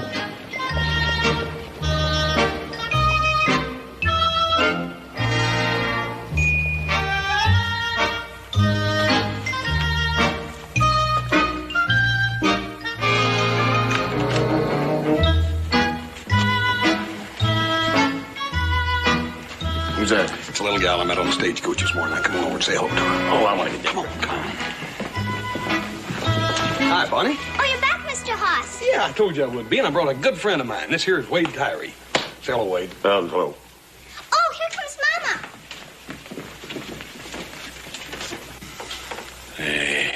What's this all about, Hoss? Well, nothing to get excited about. It's just a lady and a little girl I met on the stagecoach this morning.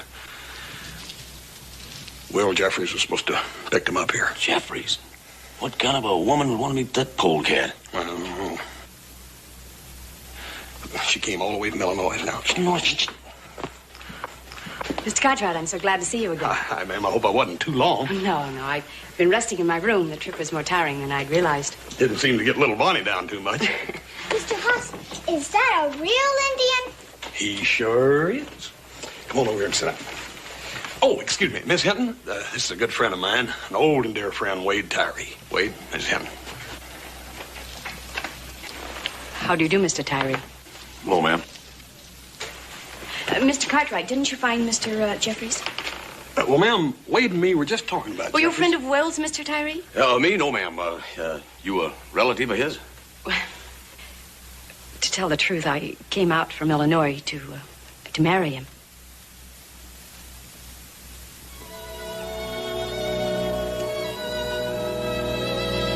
Mr. Tyree, do you... Mr. Jeffries ain't in town, ma'am. Well, then, where is he? He left town last week. Yeah. Well, he married a widow with money and moved to California. Mommy, how are we going to marry him if he moved to California? Hush, Bonnie. Mr. Jeffries ain't a man to be trusted, man. Never was. But he wrote to me. I have his letters. Well, you see, I met him back in Illinois last year. We've been corresponding ever since. Well, I sold everything we had, sent him the money to buy us a little farm. What are we going to do?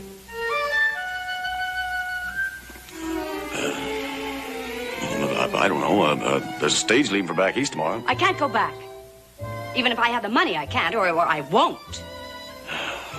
Well, under the circumstances, Mr. Tyree, I came from a small Midwestern town. Everybody knows everything about everybody else. Now, I won't go back there and be snickered at or clucked over. Yeah, I certainly understand, ma'am. I sure am sorry. Well, look, there's something I got to take care of. I'll see you later. Excuse me, please. Bonnie, you take real good care of your mommy. I'll be back in a minute now.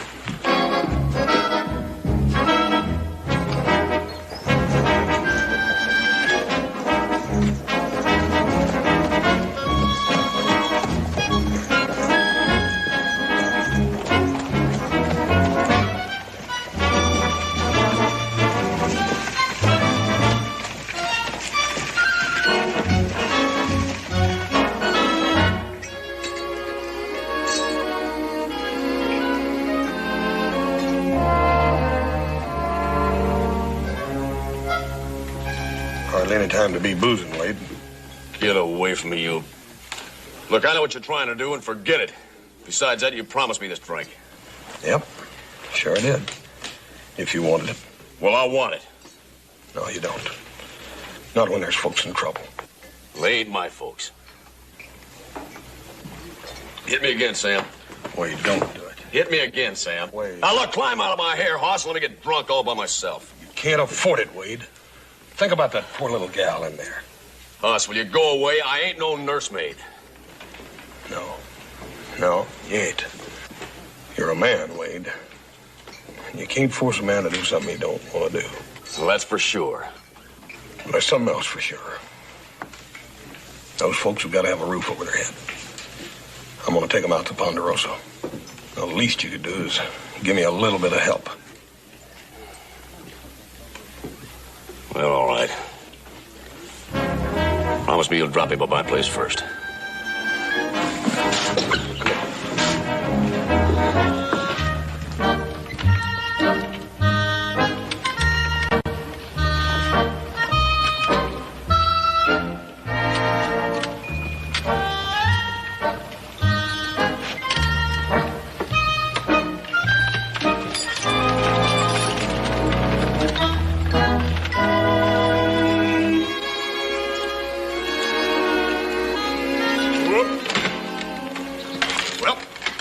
Here it is, Wade's place. Ain't it nice? It's nice, Mommy. It's nice. Yes, it is, dear. Just like I told you, ma'am. A lot of nice families and big ranches have come from homesteads just like this one, right, Wade? Well, plenty of them failed, too. Oh, not if they had the right folks working them. Hadn't you ought to get started? It's getting kind of late. Probably have one of the biggest, nicest places in this whole part of the country. I don't know whether it's what you had pictured in Illinois or not, but... Mr. Cartwright, I do hope you don't think I'm the sort of person who would just... Oh, no, ma'am. No, ma'am. I just thought that you might be a little disappointed or something. It's getting kind of late. Yeah, I reckon we had, Wade. We'll see you tonight at dinner. Wade's coming over to Ponderosa for dinner tonight. I got things to do, Hoss. Why, Wade? You mean you don't want to have dinner with Miss Abigail here and Bonnie? Oh, no, I didn't mean that. Good. See you at 8 o'clock, Wade. Get up. Bye, Mr. Curry.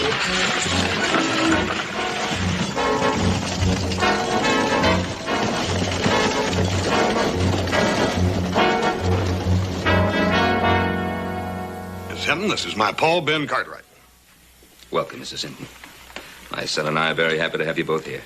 Well, I do hope this isn't an imposition, Mr. Cartwright. Your son assured us it would... Hoss was perfectly right. Now, I know you've had a long journey. You must be exhausted. Would you like to rest before dinner? Yes, I am rather weary. I'm afraid to go. Why don't I show you? This way, Missy.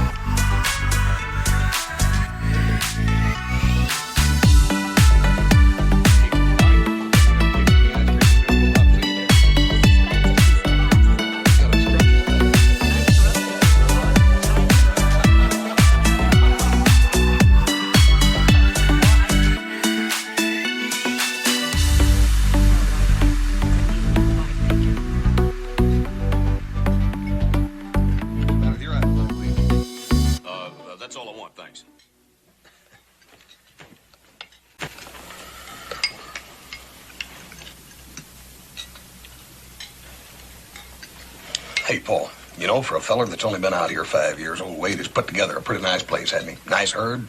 Yes, I believe you did mention that. Hey, Wade, you remember Jack Hastings' wedding? He married this little gal. She was a mail-order bride. And, oh, excuse me, Paul. Anyhow, she cried all night the night of the dance. Remember, Wade? Never thought it'd work out. Fact is, right now they got one of the nicest places in the whole country. 5 great big old healthy strong sons and a big herd of cattle are doing fine. I'm sorry, excuse me. Oh, Bonnie? Why don't you and I go out in the kitchen and see if Hop Sing has any more of that scrumptious ice cream? All right, Mr. Cartwright. Wade, not a word, not one single word. Just leave bad enough alone. All right. There's a door over there, Wade. Why don't you go on out of it? Go as far as you like. Go all the way back to New Hampshire if you want to. But let me tell you something, mister. Everybody needs somebody.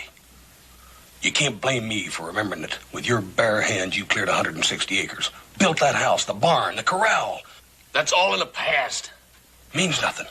Then why didn't you clear out? Why didn't you go on back to New Hampshire when that little gal jilted you? What are you doing still sticking around here? Whiskey don't do its best unless you got a home to drink it in. If that's what you want to do, if that's all you want to make out of your life, you go right ahead and do it. But you first of all go out there and tell that little gal that I made a real big bad mistake. You tell her that you ain't no good for her. You go tell her that.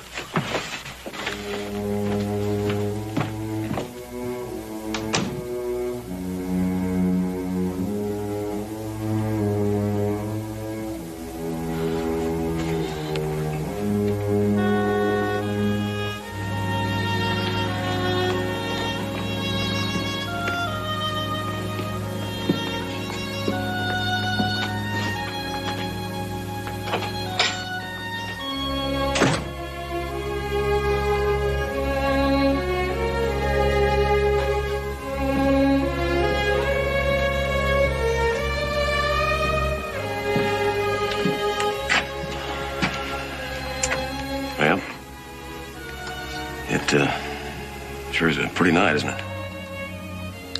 Yes, it is. The stars seem so close out here.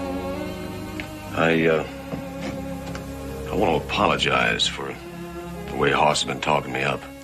I'm sure he means well. Yeah, Hoss is a good friend. Well, he hasn't told you everything. Well, the truth is, before you get any wrong impressions, well, for the past 3 months, I've been nothing but a common drunk. Mr. Tyree, you don't have to tell me all this. Yes, I do. Yeah. Well, the point is that I'm no prize. And well, you've seen my homestead. It's no mansion. It sure gets lonely. People can get lonely anywhere. I suppose Hoss told you about that girl I had back east I had my heart set on. Supposed to join me out here. Well, I was wrong.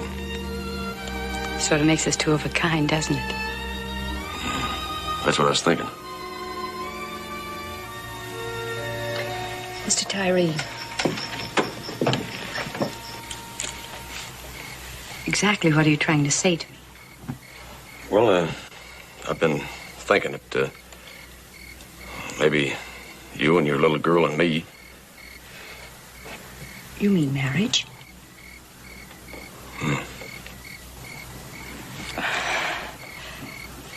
But I don't love you, Mr. Tyree. Right now, there's no love in my heart for anybody. Me neither. But you can't go back. You've never seen the inside of my cabin. It's fixed up real pretty for a bride. I don't know what to say. That mail-order bride Hoss was talking about it at the dinner table is that true? Yeah, it sure is. Out here in this country, we don't have time for courtship and such. I've seen a lot of those mail-order weddings that have worked out pretty good.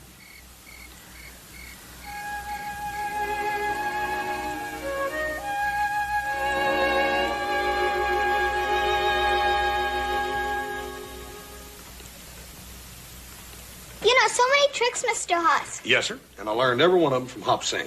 Only Hop Sing do them all right way, not wrong way. Let me show you another. Here, you take the handkerchief and you fold it over like a diaper.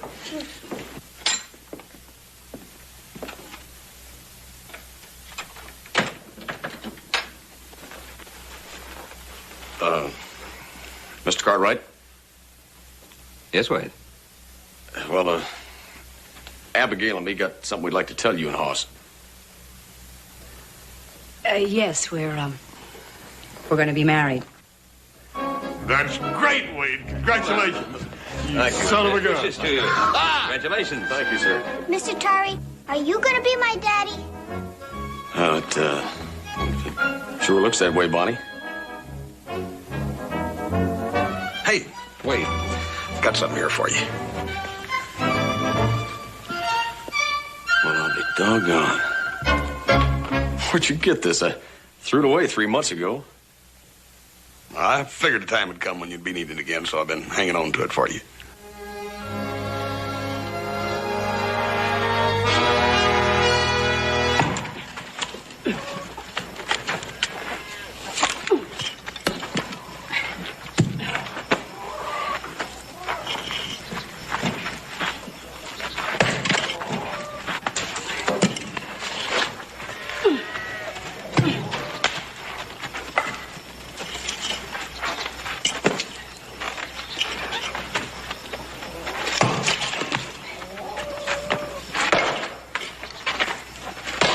Having troubles? Oh, Hoss, I'm so glad to see you. How are you, Miss Abigail? Oh, I don't know. It seems to take me forever. Well, we'll soon remedy that. Stand right over there. Where's that husband of yours? Well, he went into town to cash the bank draft for our cattle. Yeah, he sold them, huh? The ones that got through the winter. Better than market prices, too. You sell him that Denver buyer he's telling me about? I don't know, Hoss. I'm afraid I'll never learn to chop wood. What's the matter, ma'am? You worried about making the change from a city gal to a farm wife? Oh, you're right. I am worried. Oh, Hoss, it's a hard country, and it's pretty lonely. Yeah, it is for everybody at first, though, Abigail. If a couple's newly together, it's even more so. First, you've got the discovery of each other. After a time, you begin to look for a sign, something, a yardstick to measure your partnership by. For us, Wade and me, there's not much to show. We lost a lot of cattle, and I don't know, the whole thing's a mess. Now, listen here. Don't you start blaming yourself for hard winter. I mean, Wade ain't made no complaints about you, has he? Oh, no. Oh, no, Hoss. Wade's a good man. He's provided for Bonnie and me. It's just that it's taken a lot out of him. I can see that. You know what I think? What? I think you're just making worries for yourself. Maybe. But I can't forget something, Hoss. Marrying me. For Wade, that was like a shotgun wedding, and no man likes that feeling, does he? I reckon not. You said he got better than market price for his cattle now. Everything can't be all bad then, can it? Maybe you're right. Hoss, how would you like to have dinner with us and help us celebrate, huh? I'd be right proud to, Miss Tyree, if you'll let me earn it. Gladly.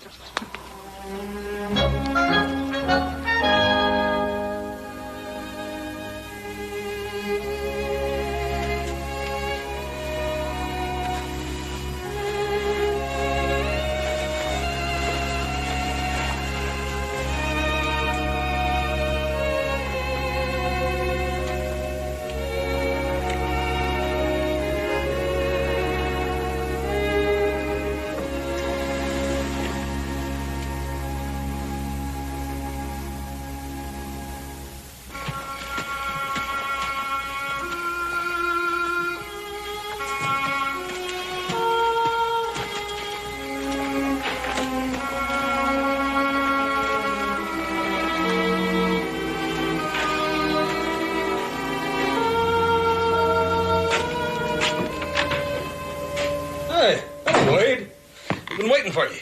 Hoss is going to have dinner with us. Help us celebrate. Where's my bottle? I put it away. Then get it, I want it. All right. Abigail said she thought you'd come home a rich man. Oh, shut up, Hoss. Here, give me that.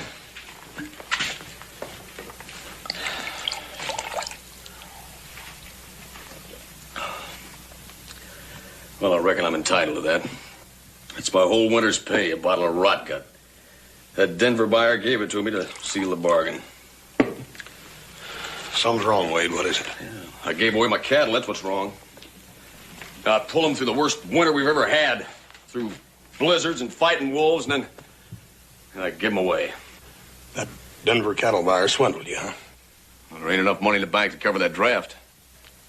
Oh, Wade. Well, can you get the cattle back?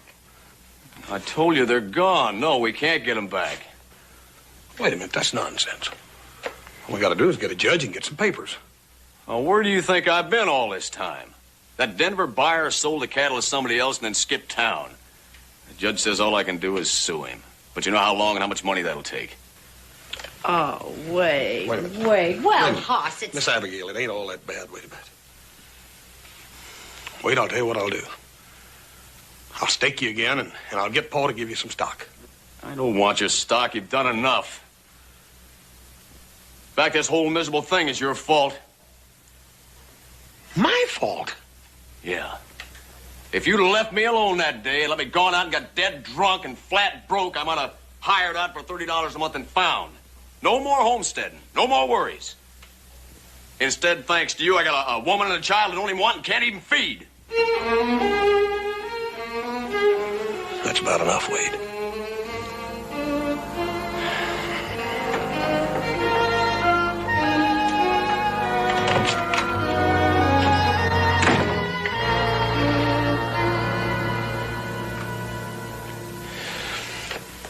He didn't mean that, Miss Abigail. I promise you he didn't mean it. Sometimes when a feller gets cheated or chiseled, he just didn't mean it, that's all.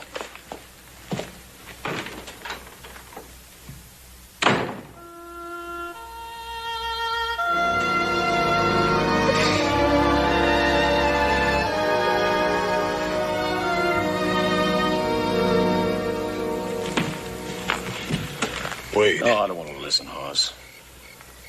6 months ago, you told me if I didn't give up drinking, I'd wind up with nothing. Well, I did quit drinking, and I still got nothing. Except a family I can't support. And that's exactly why you ain't gonna give up. You know it. Nothing I do turns out right. Look, Wade, ranching ain't the only way to make a living off of the land. If you planted a crop right now, you'd have it ready for harvest by fall. What kind of crop? Vegetables. Vegetables? What kind of vegetables? Any kind of vegetables. Sweet corn, potatoes, tomatoes, lettuce, cabbage, anything that you could sell to the restaurants in town. Look, Wade, I'll buy the seed for you, and I'll help you plant it. Wade, you can't give up now.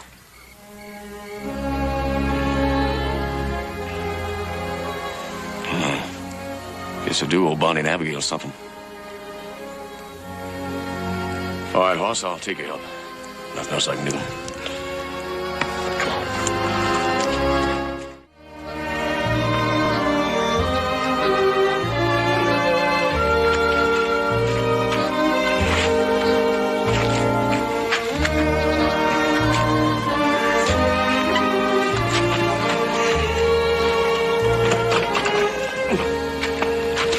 Hey, Paul.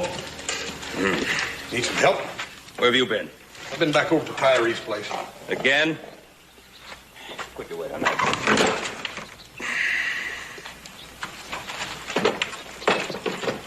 Set it down.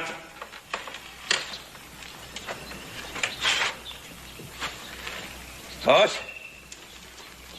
How long is this going to go on? First you give them the seed, and then you plant the crop. How long is this going to go on? Paul, you yourself told me that a neighbor was supposed to help a neighbor. That's right. What are you going to do? You going to harvest the crop for him, too, and then sell the crop for him? Already have, Paul. I talked to Silver Dollar Restaurant in town to contract in all of his fresh produce. And, Paul, I promised him I'd help him harvest it. I can't just let him down. There's going to be any harvest. Oh, he's got a good crop, Paul. Hoss, we haven't had a drop of rain hereabouts in over a month. Doesn't look as if we're going to have any. I've seen dry spells before. They can be pretty disastrous. Yeah. It'll rain. It's gotta.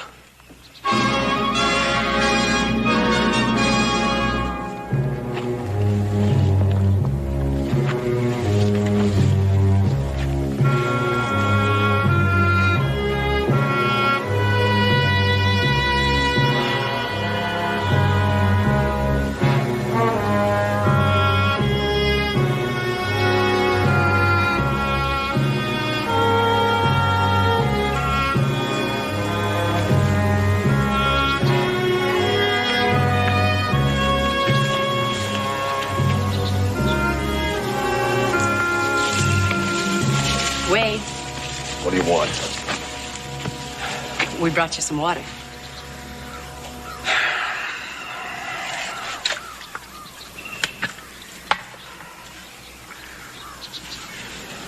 Here, take some.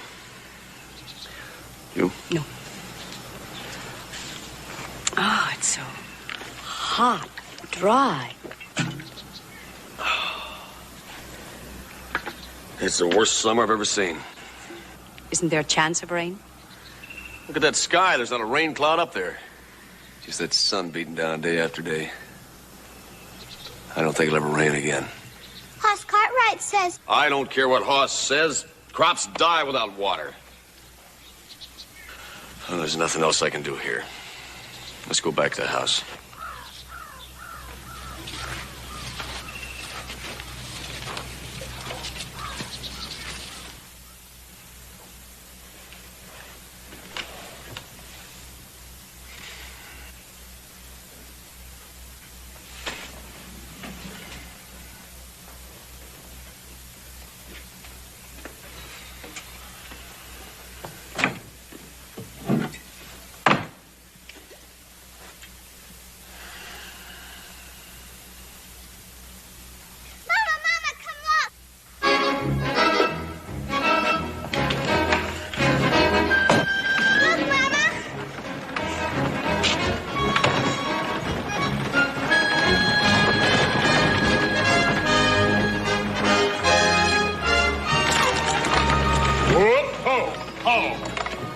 How about some water? I got tired of waiting for it to rain, decided we'd do a little irrigating. Well, too late, Hoss. It won't work. I ain't got time to argue with you, Wade. Will you tell him, Abigail? Wade, we can't let the crops die. Come on. Give me a hand, sweetie. Here we go. We'll be out in the cornfield if you change your mind, Wade. Get up. Get up. Get up. Get up.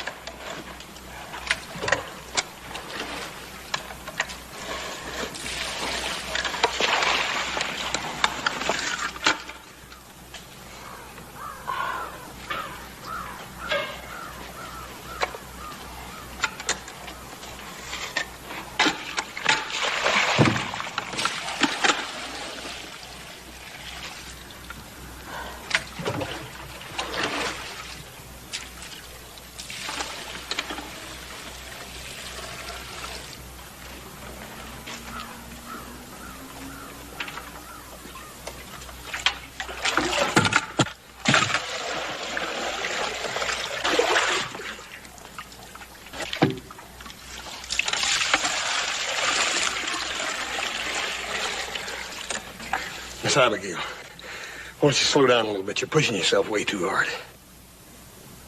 I can't, Hoss.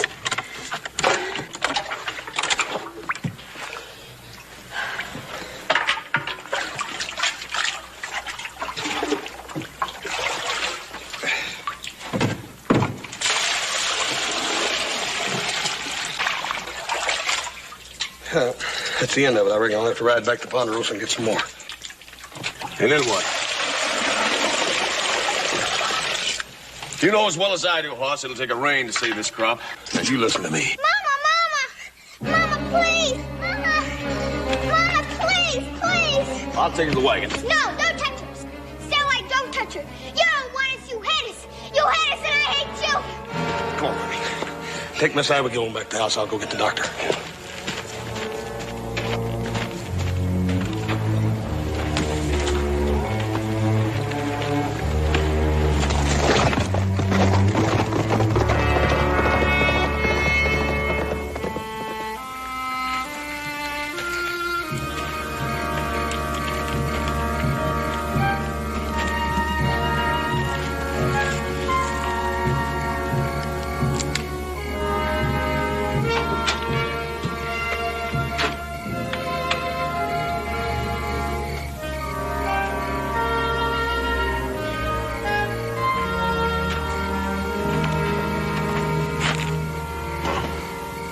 The doctor's in there looking at her now. He told me to wait out here. How's Bonnie? She's asleep now. I covered her up. Look, Wade. You're dead on your feet. Won't you get some rest? You're going to need it for tomorrow's work. I'll get the water over here first thing in the morning. What for? I don't care anything about that crop now. Don't you talk like that. Dadgummit, you got me. You got anything I got. Money in my two hands. You know you can depend on me. Oh, I've been a rotten husband, Hoss. And a worse father. I gave everything I had to this place. And gave them nothing. And that Bonnie, she hates me. That child just hates me. That ain't so. She didn't mean what she said. She was just wrought up. Little young'un was dog-tired.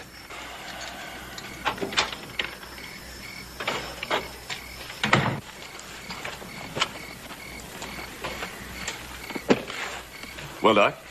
Your wife needs rest, Tyree, but she's in no danger. Well, what seems to be ailing her? Working out the sun too long? That didn't help any.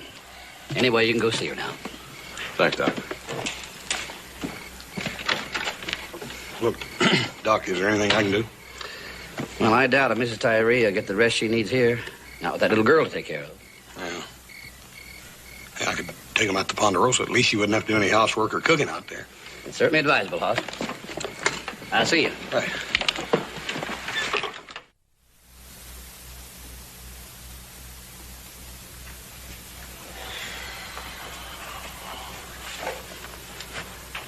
Well, gave us quite a scare.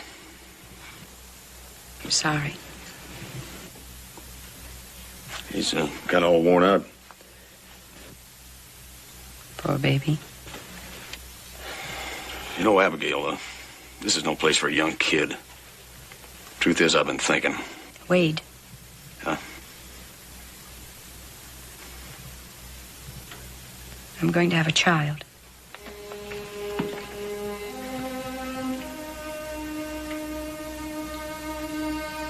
Wade?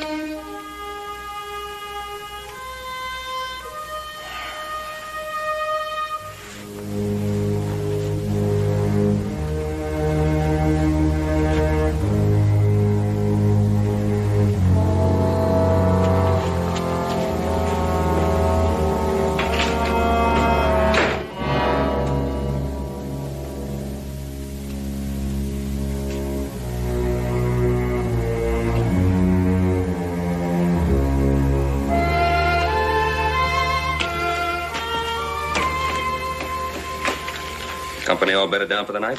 Yeah. Little one's sound asleep. She's all tuckered out. What about Abigail? Sitting up feeling better. Wants to talk to Wade. You know where he is? By the barn. What about his crop? Oh, I think we could probably save enough of it that he could scrape by, maybe. Well, you know, we'd all be happy to pitch in. But, it's his decision. Yeah, I know. But it seems like that. Remember what I said? Hoss, Wade, Abigail wants to talk to you. Oh, good. Now, look, I want you to come along with me and hear what I got to tell her. What are you going to tell her? Never mind. Just come on along, will you?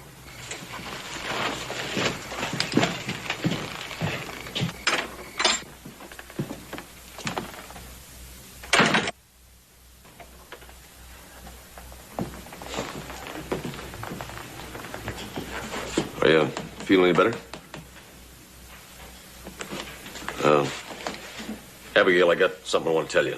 I've got something I want to tell you. Well, let me finish. I want to tell you this while I get it all straight in my mind. I want Hoss to hear it, too.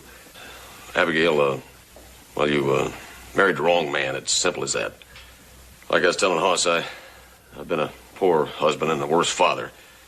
And I don't blame Bonnie at all for hating me. Oh, now, come on, Wade. You know she didn't mean that. That little gal doesn't hate you. Oh, she hates me. She hates me. I'll never win her trust again. Sure you will. You never lost it. Did he, Abigail?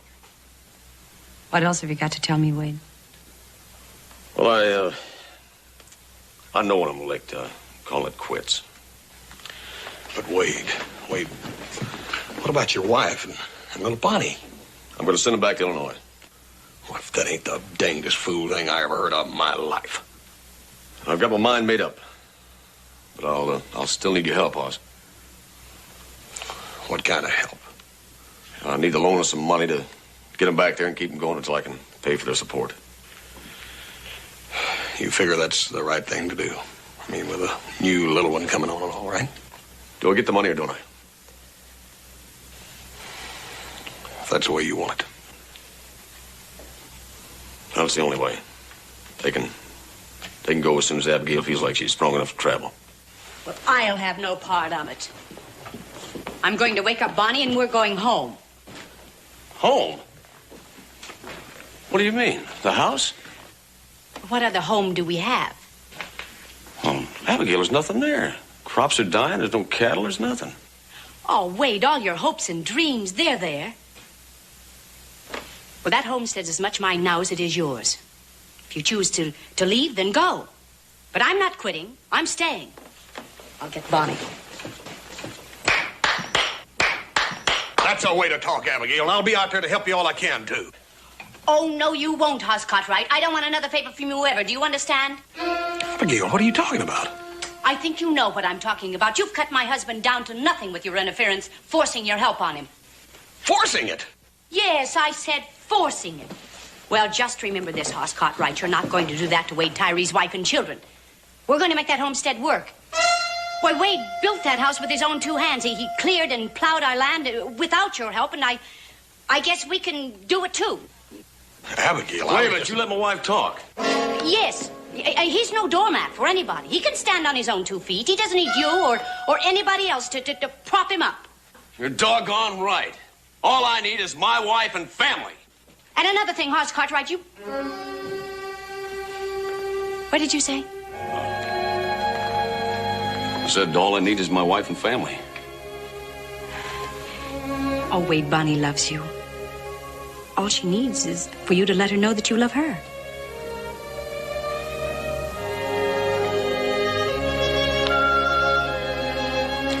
Go upstairs and wake her up and we'll go home. All right.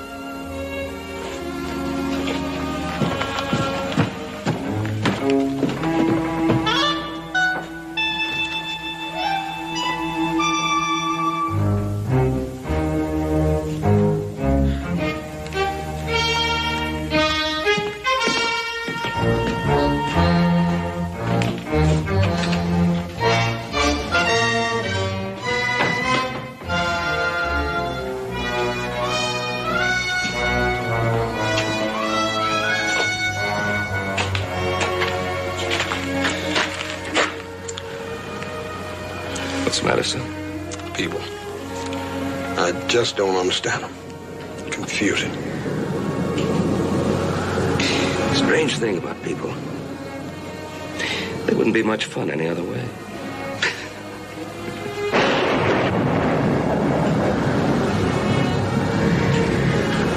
Rain's coming.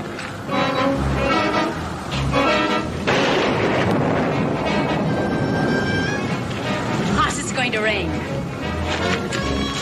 I have nothing to do with it. I ain't responsible for this.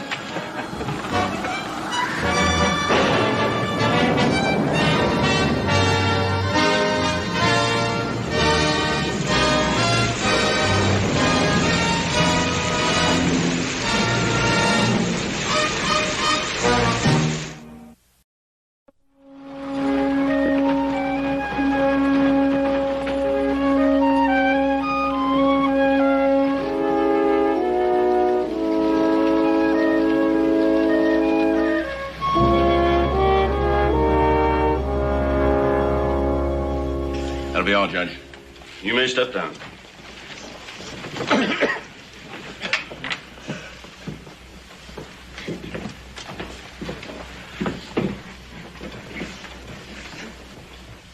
You have heard the evidence, gentlemen of the jury.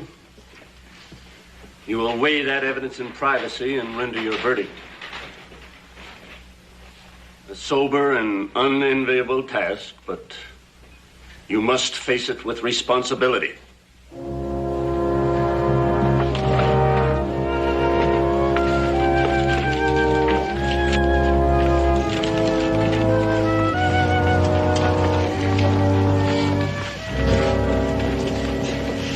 You bet, Judge.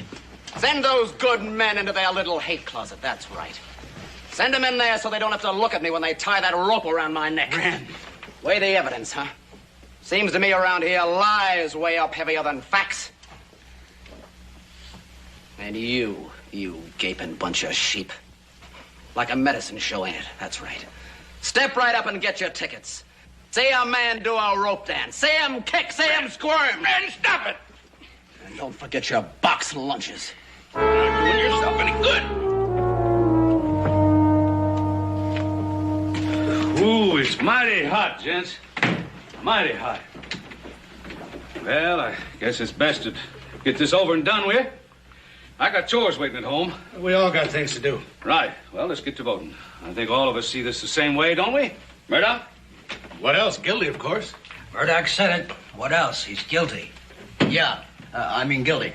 I had a field of wheat once and had to plow it under. Bad seed, bad crop. Sometimes people are the same. You know, Wren's paw was no good, town drunkard. His kids following in his footsteps. I vote to hang him. Guilty. Good, good. Barton? He done it all right. Guilty. And now, with it? Oh, you look disturbed. Don't tell me. Yes, Mr. Breeze, I am disturbed. Disturbed by this talk of getting out of here because it's hot or because there are chores waiting. Like all the rest of you, I feel that Jamie Wren is guilty, and I'll vote that way. But I want it known that it's because of the logic of what I heard in the courtroom, not because I'm all fired anxious to get this over with. Oh, of course, Williams. The point is, we all think he's guilty. What's the use of dilly-dallying around? Oh, one more vote, we'll have this behind us. Just give us your guilty. We've had enough oratory. I ain't much on oratory, Mr. Breeze. Just remembering what the judge told us. He called it reasonable doubt. I reckon that's what I got. Are you going to tell me, Hoss, that you doubt Jamie Wren's guilt? Yes, sir. I guess that's exactly what I mean. I gotta vote not guilty.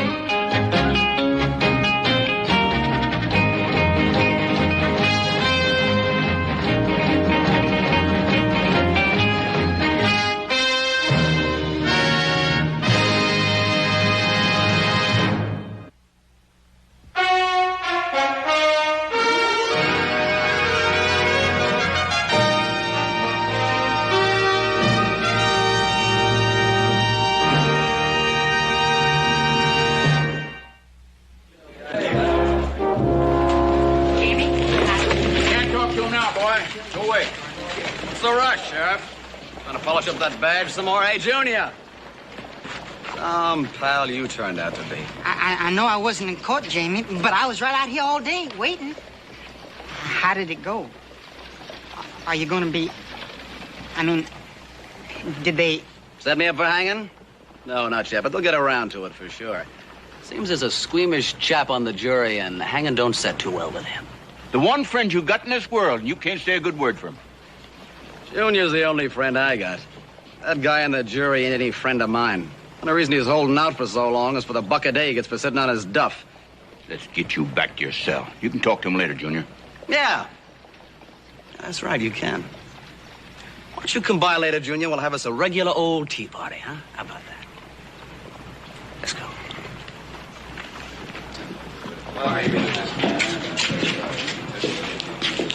How'd it go, son? Not so good, Paul. Hoss Cartwright, have you taken leave of your senses, wanting to turn a killer loose in the streets? If I thought Jamie Wren was guilty, I'd have voted that way. Seems to me somebody's been talking out of turn. What goes on in the jury room is not subject for gossip. You can't keep such disgraceful goings-on a secret in this town.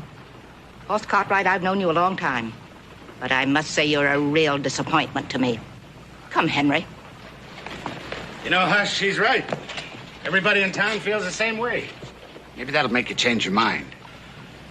Mr. Murdoch, it's how I feel that matters to me. Well, now, let me put it this way. I don't intend to stay cooped up in that jury room sweatbox because of your muley attitude. Guess we'll be heading home, son. Hoss Cartwright. I hear tell you holding out, Hoss. Holding that Jamie Wren ought to be let off. That's true, Mr. Olson. But we ain't supposed to be talking about it out here. The judge said it was supposed Don't figure how you can really feel that way, Hoss. Jamie Wren did what I said he did in court, and that's plain fact. Well, sir, I tell you, Mr. Olson, I did what I thought was right, and that's plain fact. I'll hold you no grudge for that, Hoss. A man can only vote what he thinks is right. But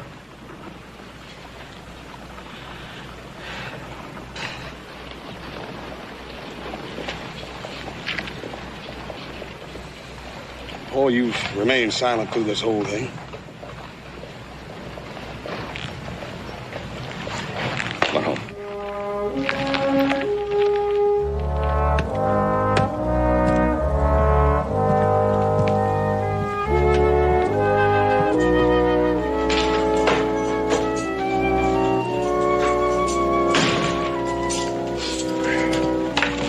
Here's your dinner, son. You mean swill, don't you, badge man? Let's pocket a mean profit from the money they give you to feed us prisoners. Huh? Look, Graham, most jails, you want your grub, they make you cook it. Now, this is restaurant food. Same identical as they serve their customers. Oh, I do believe you. I do, for a fact. Difference is you probably scraped off the plates they sold yesterday. The law says I got to feed you. You don't have to eat it. Well, I'll try and choke some down, badge man. Otherwise, I might just pine away and die of starvation, and you'd be cheated out of your hanging fee. That'd be plumb terrible, wouldn't it? You being cheated out of your hanging fee. What I don't like about it is all the rules are always setting down for me. What rules? Oh, Breeze and the rest of them are always telling me that the law says an eye for an eye and a tooth for a tooth. How come you don't say nothing about turning the other cheek or loving thy neighbor? What are you getting at, Hoss? Well, Paul, that burn it. Poor little Jamie Wren would have a better chance if he's a total stranger. That burn it, I just can't see him killing a man in cold blood, that's all. Hoss, you gotta be careful about something. You gotta be careful not to let your heart rule your head. A man who sits on a jury, he's gotta be logical. He's gotta look at the evidence, got to weigh the evidence. Paul, that's exactly what I'm doing. The only evidence I have heard, the only evidence, is Olson's word that Jamie Wren killed his brother. You saying that Olson lied? No, I ain't saying that. But what I am saying is that it was dark that night, Paul. It was real dark. It would have been real easy for Olson to have made a mistake. Too easy to hang a man on the strength of it. Answer me this. Am I wrong in what I'm doing? Man is never wrong. Doing what he thinks is right. You better get saddled up. You're gonna be late for jury duty. Just some rascal bear.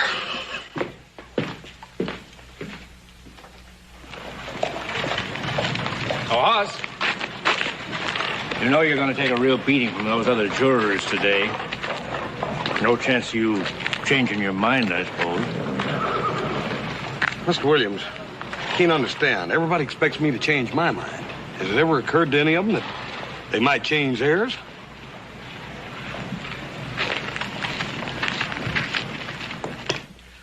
I'm telling you, Judge, dismiss this jury and start over again. That muley Cartwright's the only man in town thinks... Mr. Murdoch, get one thing straight. No one tells me how to run my court. You'll go into that jury room and you'll return with a unanimous verdict, whether it takes today, tomorrow, or the rest of the month. Do I make myself clear? Well, now, let me make myself clear, Judge. I got a ranch to run. I can't waste all this time. You call it a waste of time deciding whether a young man should die? No, I don't mean that, Judge.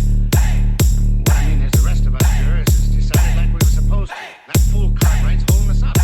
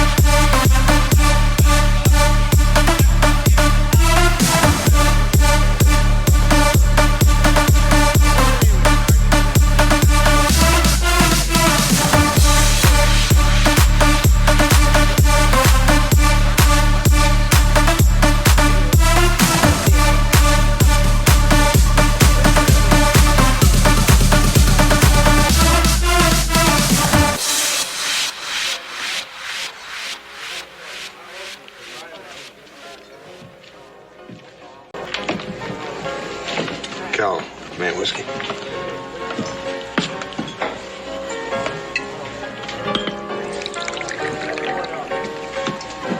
Howdy, horse. Howdy, Mr. Olson. Word's out that you're still wanting to turn Wren loose.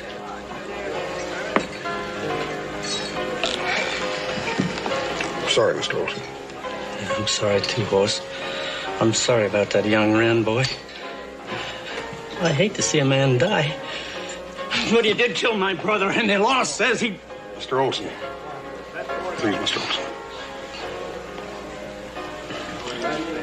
I'm sorry. You know, Mr. Olson, us jurors ain't allowed to talk. Seems like some of us don't want to talk. But you can, Mr. Olson. You can.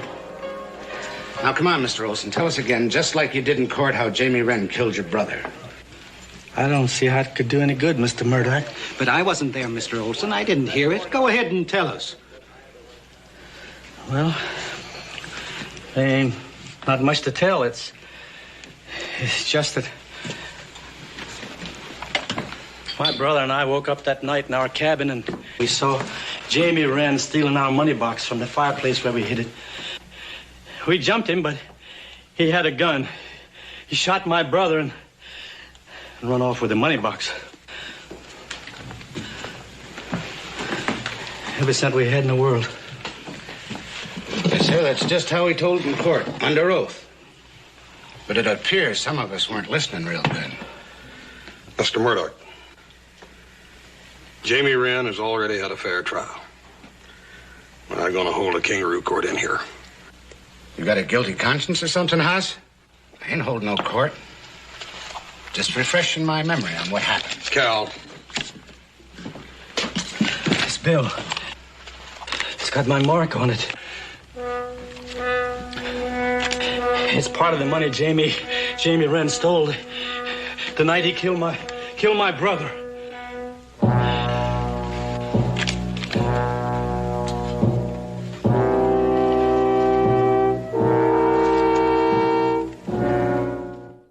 Mr. Olson, you say all your money was marked like this? Yes, sir, Sheriff, it was. And Jamie Wren stole every cent of it, right? That just about decides it, don't it, Judge? You got no choice but to call a mistrial.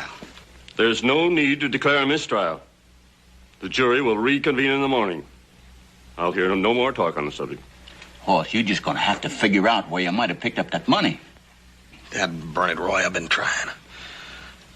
Backtrack myself. I paid a bill over at delivery stable, and I bought some stuff from Jake and a couple other things. I don't know. I must have got it back in change or something. I don't know. You had another thought, Mr. Olson? Well, it was real late that night when I saw Wren rob us and shoot my brother. I run over to the sheriff and got him out of bed, and he grabbed Wren before morning. But then Jamie couldn't have spent any of that money. It had to be a bribe. Murdoch, that ain't so, and you know it. Listen, Hoss. You vote guilty like the rest of us. Then maybe nobody can say you took a bribe. I better not hear anybody say that nohow. Hoss, it's been a long day. Come on, let's get out of here.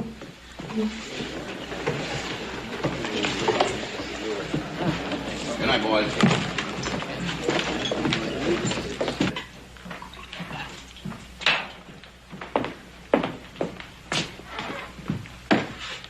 Well, go on in. Hey, yes, sir. Don't take too long now, you hear?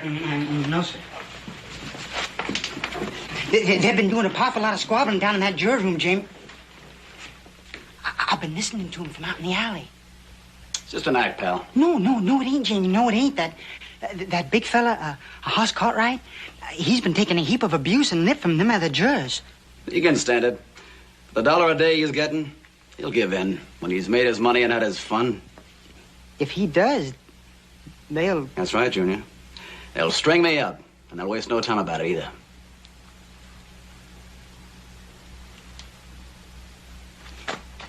Look, quit trying to save my feelings, will you? Because I ain't afraid of him. They get no satisfaction out of me. No crawling, no whining, no nothing. And for something that you never done. It just ain't fair, Jamie. It just ain't fair. There ain't nothing fair in this world. You're either born lucky or you're born to spit on. The way I look at it, Jamie, you only got one chance. You gotta get out of here. Why didn't I think of that, Junior?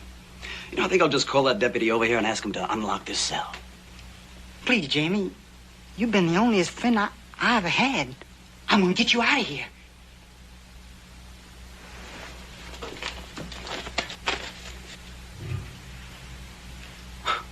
Why, with a hunk of... clay. What are you gonna do? Shape up an Indian totem and get rid of the evil spirit? No, Jamie, no. I'm not gonna make an Indian totem.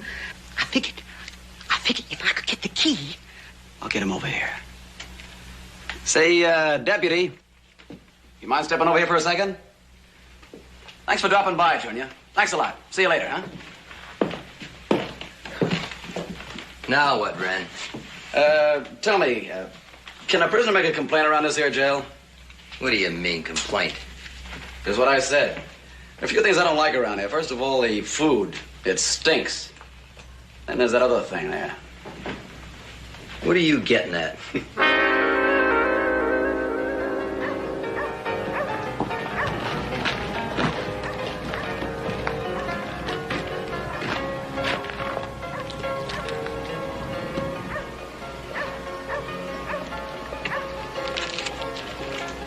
Hey, kid! Hey! Hey, kid!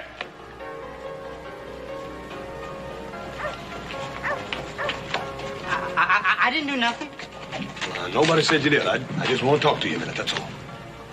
You know who I am? Who don't know that? Your horse Cartwright. The one that's been holding out. And Jamie says you're just doing it for the $1 a day you get. Now, Jimmy's wrong. Now, I know you're a good friend of Jimmy's, and that's why I want to talk to you. I want to talk to you about that money that was stolen from old Olson. Some of it was found in my pocket tonight. Huh? You wouldn't know anything about that, would you? Hey, now, you ain't accusing me.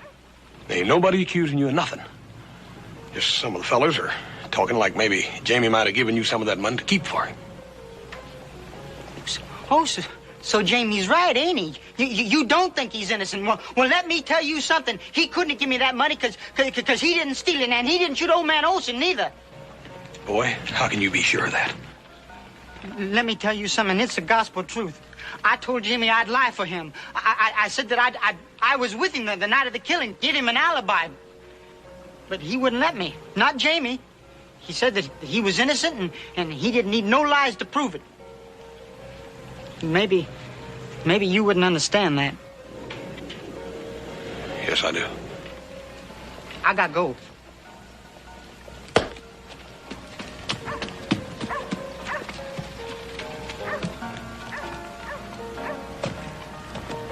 That proves we're right, Taylor.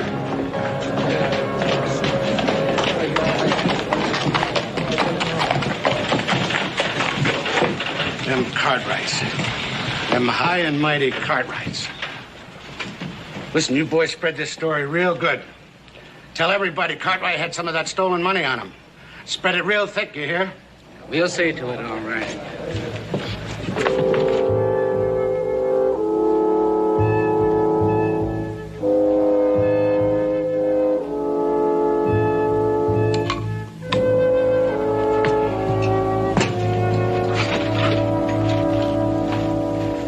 How's once you get to bed? Just standing around fretting isn't going to do any good. I don't think anything's going to do any good, Paul. Oh, I wish old Roy could find some more of that stolen money. Well, maybe he will.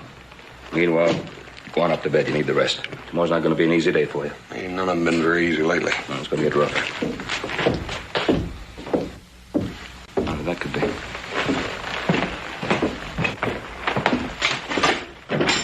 Anna. Pal?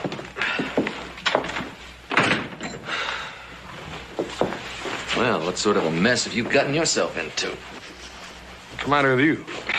What sort of a mess have you gotten yourself into? And what are you doing here? Where's Joe? He's back in Carson City with the stock. Cattle buyer sent word he wouldn't be there till Monday, so we flipped a coin to see who'd come home for a couple of days, and it looks like I lost. Well, what a reception I got in Virginia City, thanks to you. What do you got stuck in your craw? What happened to your hand?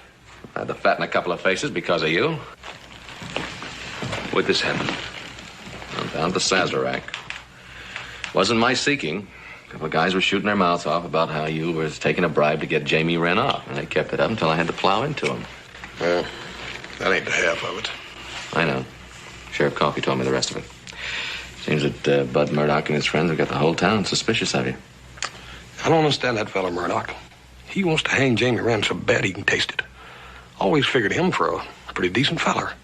Well, sometimes even pretty decent fellas are too much in a hurry. I'm going to bet I suggest you two do the same. Tell me something, Pa. How do you feel about Jamie Wren? You think he's guilty? Well, I'm not going to discuss it in front of a member of the jury. Tonight? Never figured anything had come up me and Paul couldn't discuss. I reckon the law changed all that. Oh, now don't get him wrong. He's not feeling bad because of the family name or anything like that. Because of you. He knows you're in a heck of a spot, and he also knows that you got to make up your own mind. Well, listen, since you got me this, how about give me a hand with my horse, huh? Yeah.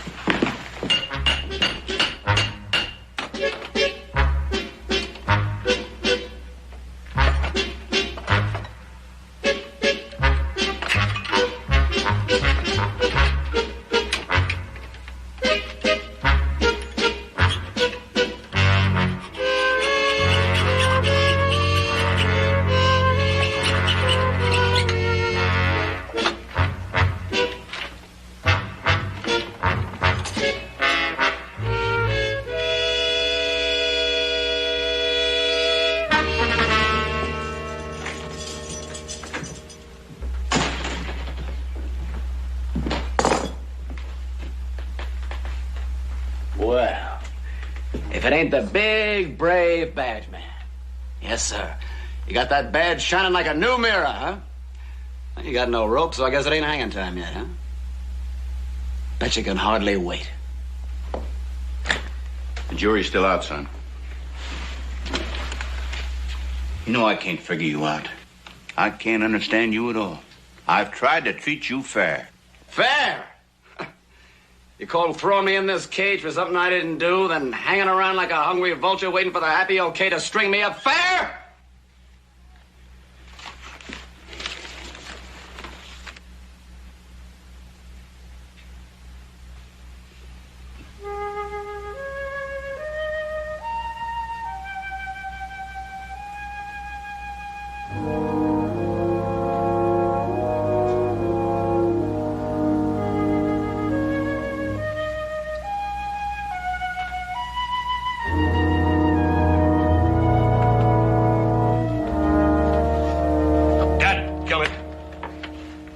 You've been yammering at me for days. Now, the time's come for me to do a little yammering. I told you I wasn't much on oratory. But I think the time has come for me to speak my piece, and by gum, you're going to listen to me. That's right, Cartwright. You talk. You talk. I'll listen. I sure will. Tell us how Jamie Wren got to you with his stolen blood money. That's the way the guilty ones always act. All they know is violence. Now, enough of this. Sit down, Murdoch. You too, Cartwright. Like I was saying, there's a young feller, Jamie Wren, namely, sitting over there in the jail all alone. Sitting there wondering when somebody's going to come and get him. There can't be no fear like the fear he knows. Fear of being taken out and put under a hanging tree. His hands tied behind him and a rope around his neck. That's part of the punishment, Hoss. If he's guilty, Mr. Breeze, if he's guilty, but what if he ain't? What if he ain't guilty? Then you're guilty of murder, ain't you? But they ain't gonna put you in that jail, none of you.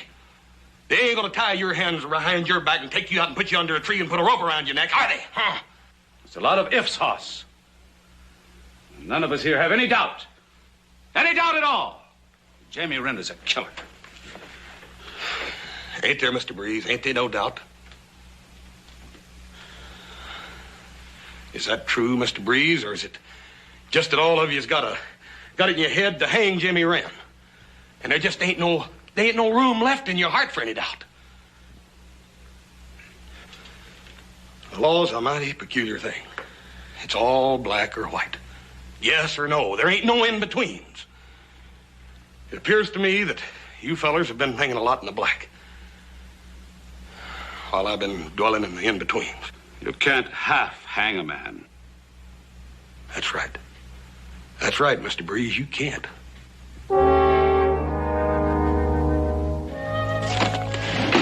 Well, I'm going over to the restaurant for my supper, son. I'll bring yours back with me.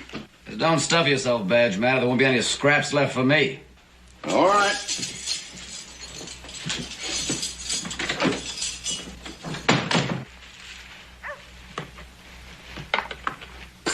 Jamie? Psst, Jamie. And I got 2 horses out in the alleyway.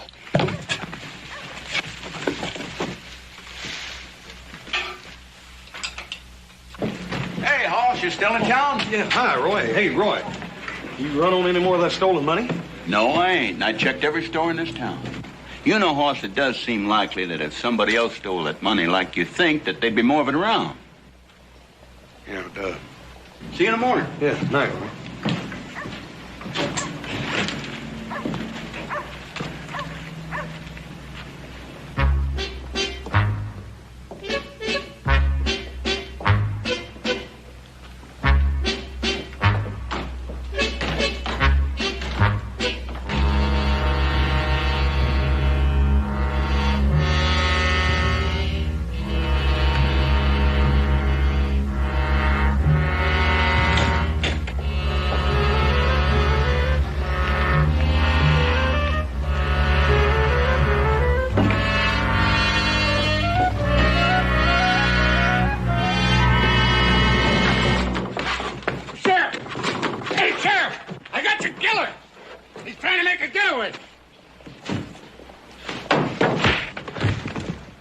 Tell me where you hid that stolen money. Admit you killed poor Olson. Hold it down, murder! You hear? Hold it down! I'll take over now. You tried to escape, huh? You bet he was. He'd have made it, too, if it wasn't for me. You seen that, Cartwright? You seen this murdering whelp make his escape? You think he's innocent now? Murdoch, you better come along with me. As soon as I lock him up, you can give me your full story. Come on. I tried, Jamie. I really tried. You come along, too, Junior. Come on.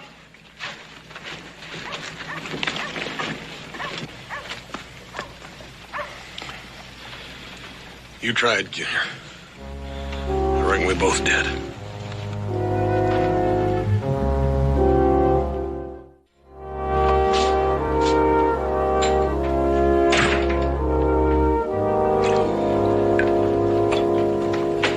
How'd it go today? Not too good, I'm afraid. How's the hand? Coming along real good. Sheriff Coffey find any more of that marked money? Oh.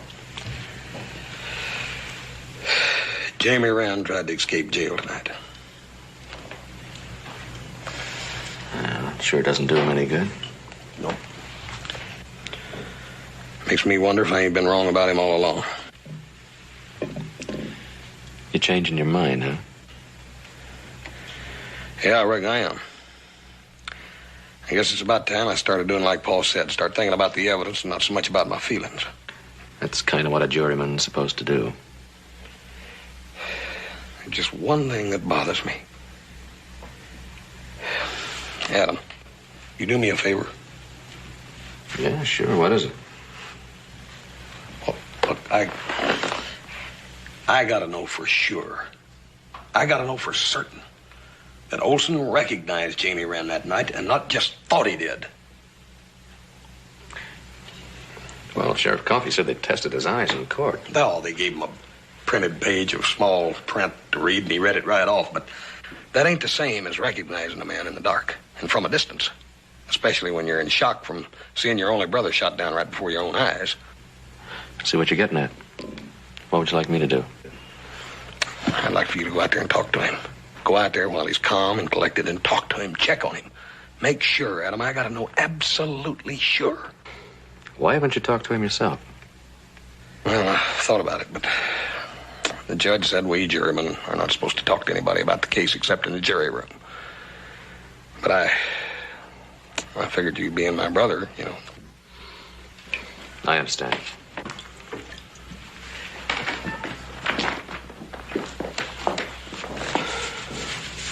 All right, Missouri Mule. I'll talk to him. It's nice and dark tonight, too. I'll find out just how good his eyes really are. Well, that'll take care of the paperwork. Now, if you just sign this report, Mr. Murdoch. Thank you very much. Nothing of it. Just happened to be in the right place at the right time. Say, Sheriff, did you catch the look on Cartwright's face when he realized Wren was trying to escape? You know, Wren, I think the jury will finally reach a verdict of guilty tomorrow. You got a dirty soul, ain't you, Murdoch? A dirty, vicious soul. And you got the devil's taste for pushing misery on those that can't fight back. You talk about me killing. You got your own special way of murdering. Listen, if I had killed 10 times over, I wouldn't trade my soul for yours. I don't have to take that from you, right? Mr. Murdoch, I'm going to have to ask you to leave. I don't allow nobody badgering my prisoner. Just remember something, Sheriff. He wouldn't be your prisoner no more if it wasn't for me. Now, that sort of makes him my prisoner, too, doesn't it? Yeah?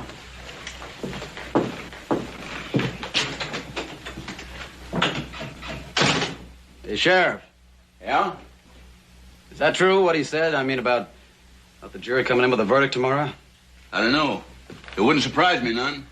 After all, Hoss Cartwright was the only juryman that was holding out for you, and you had to go and pull this foolish jailbreak right in front of him.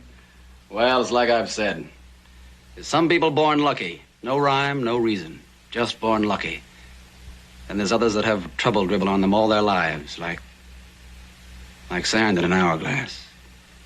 Dribbling down and piling up. Now, don't get too far down in the dumps, Jamie. I mean, after all, we don't know for sure if Hoss is going to change his mind.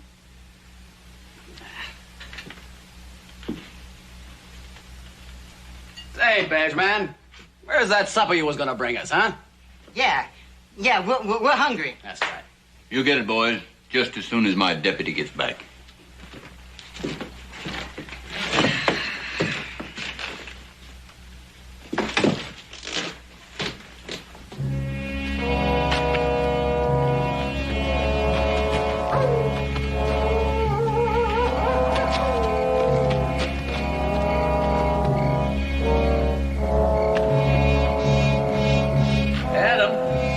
Adam Cartwright.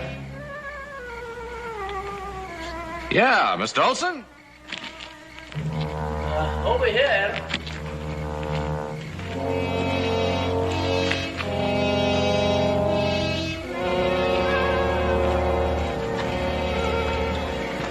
Good evening, Elmer. I just came by to pay my respects. I'm sorry about your brother. Glad to see you, Adam. Come on in. I'll light up the oil lamp. Yeah, I didn't see a light when I rode up. I thought maybe you were asleep. Don't burn the lamp much, Adam. Oil costs money. Besides, I got eyes like a cat. Yeah, so I just found out. Hey, won't you sit down, Adam? Thanks.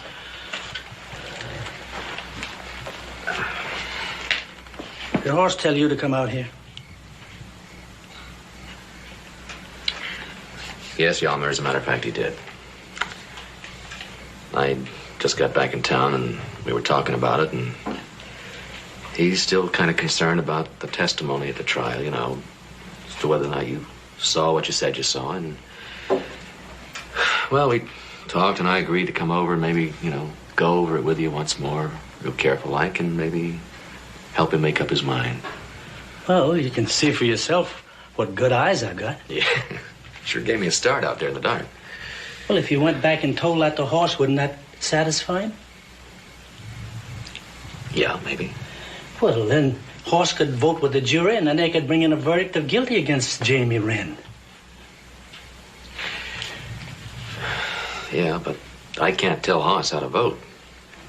Oh, I know that, Adam. All I'm looking for is a way to end it, once and for all. First, I wanted to see Wren hung for what he did. I wanted vengeance for my brother. Adam, maybe the jury could just give Jamie a life sentence. Well, of course, the jury doesn't determine the sentence. It'll be up to the judge. But I don't know. Crane's kind of got his hands tied. Jury comes in with a guilty verdict. I feel pretty sure you'll sentence him to hang. So be it then.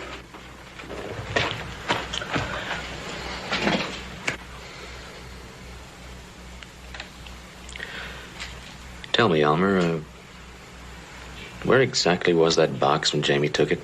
Oh, I'll tell you all about it, Adam. You see, I was oversleeping in that bed, and my brother was over here. Yeah? And this noise woke me up, and I looked over and I saw Jamie Wren at the fireplace, and he'd found the money box behind the stone. Well, my brother was scuffling with him. I jumped out of bed and ran to help him, and there was a shot. My brother fell. Jamie grabbed the money box and ran. How do you suppose he knew where the box was hidden? Oh, folks around here know we are frugal, Adam. They figure we got a hoard hidden someplace, and well, where else in here would you hide a money box up in the fireplace? Yeah, you're right. That's a nice one, too. Matter of fact, you and your brother did a very good job on this place. My brother didn't help me. I did it all by myself, this whole place with my own hands.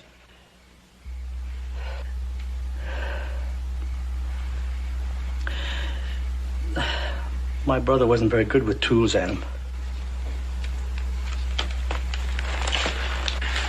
Yeah, I understand.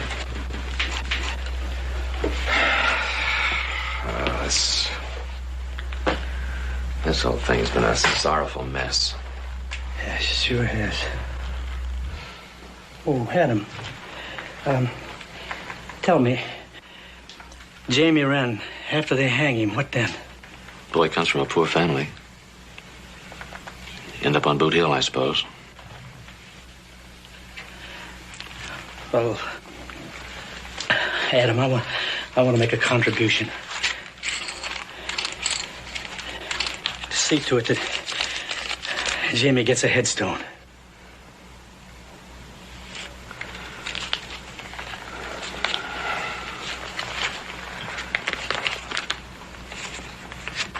Very generous of you, Elmer. Well, thanks for your time. I'm sorry about your brother. Better be getting along. Oh, I'll walk you out, Adam.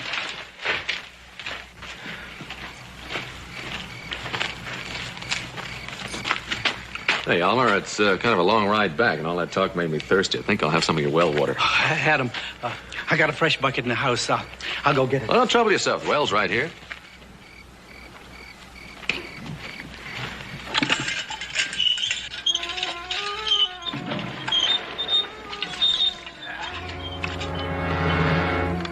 Wait a minute, Adam. You're my guest. Please, let me. Oh, thanks, Elmer.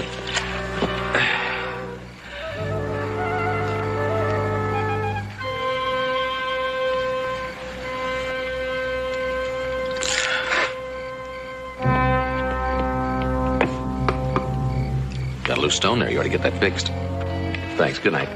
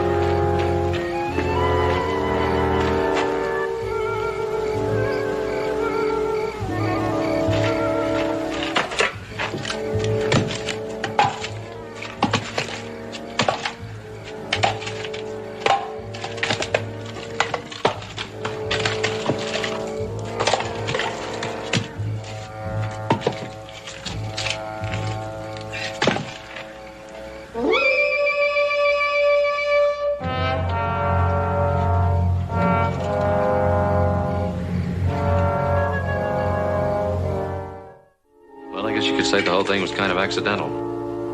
Anyway, when I rode off, all the pieces sort of fell together, and I decided to double back. And I found him there with the money. What do you got to say for yourself, Mr. Olson? Well, my brother was always wanting to spend our money, buy land. Money's too precious to squander like that. We argued, and I killed him. But what did you want to try to throw the blame on Jamie Wren for? Because he was the easiest one, always getting into trouble, sassing people. Everybody knew he was no good. Who'd ever think he was innocent? Sorry I put that dollar in your pocket, Horse. I just had to do it. I wanted them to think you was mixed up in it.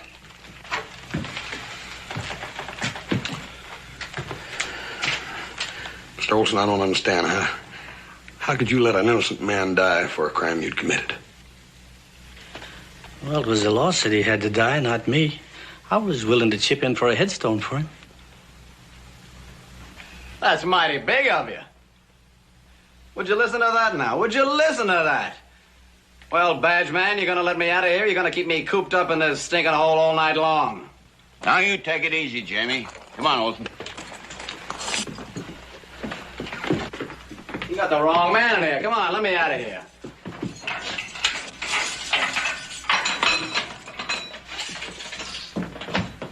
Yes, sir, badge man. You keep that badge polished. Who knows? Someday you might even make U.S. Marshal, huh? Well, you're a big man, Cartwright.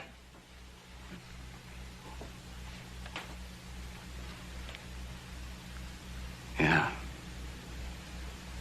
You really are a big man.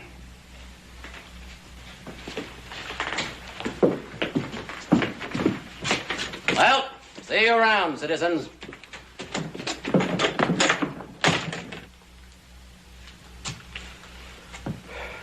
You know, Paul, you was right. Not one. You said a man was never wrong when he stood up for what he thought was right. And jury trials are going to be the death of me yet. Now I got to go out and arrest that Ralph Black for stealing chickens, and he'll probably want a jury trial too. Where in the world am I going to get anybody to sit on a jury for Hey, you fellas could help me out. Just this once, huh? It pays $1 a day. All you have to do is sit down.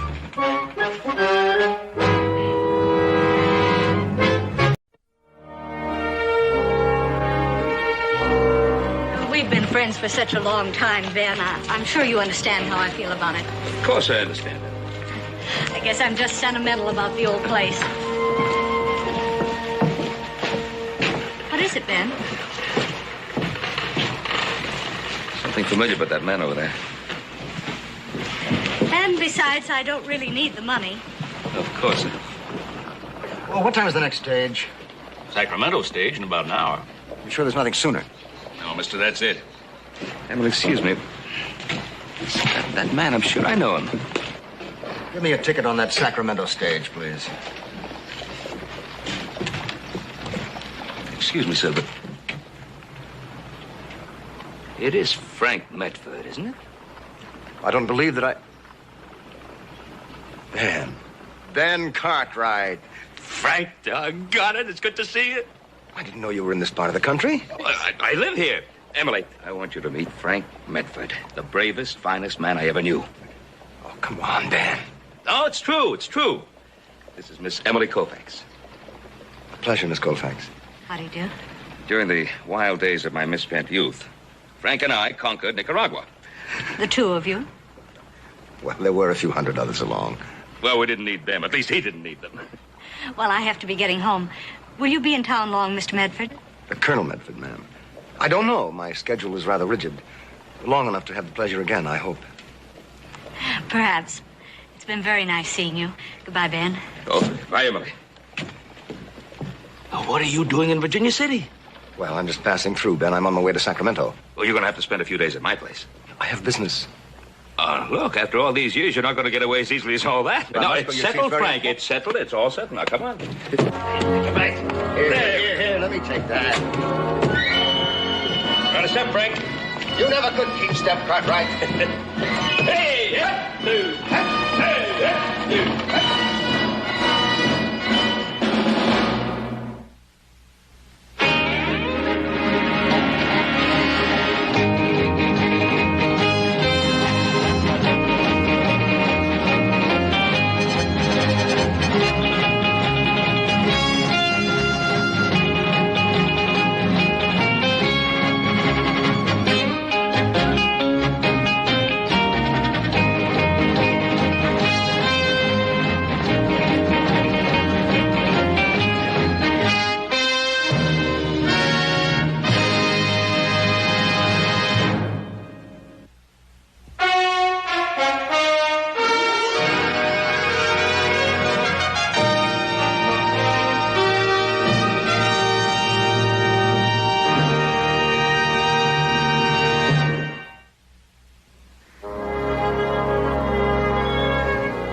6 good-looking girls in that whole village. And there were 70 of us, remember? Yeah. Well, I went into the one and only cantina, and there was Ben Cartwright with 4 of those girls all to himself. Now, what makes that feat even more remarkable is the fact that at that time, your father could not speak one word of Spanish. Come on, Pa, how'd you do it? Oh, the only thing I remember is that afternoon in the Plaza Royale. We'd just beaten off the troops, and there were, 6 of us to keep some sort of order in the plaza. And then they attacked again. Maybe 100 of them charging down the street. The thing I do remember is Frank standing all alone in the middle of that plaza, bullets kicking up all around him, cigars stuck in his teeth, lighting grenades and tossing them as fast as he could. He broke up that first charge single-handed. He'd have killed every one of us.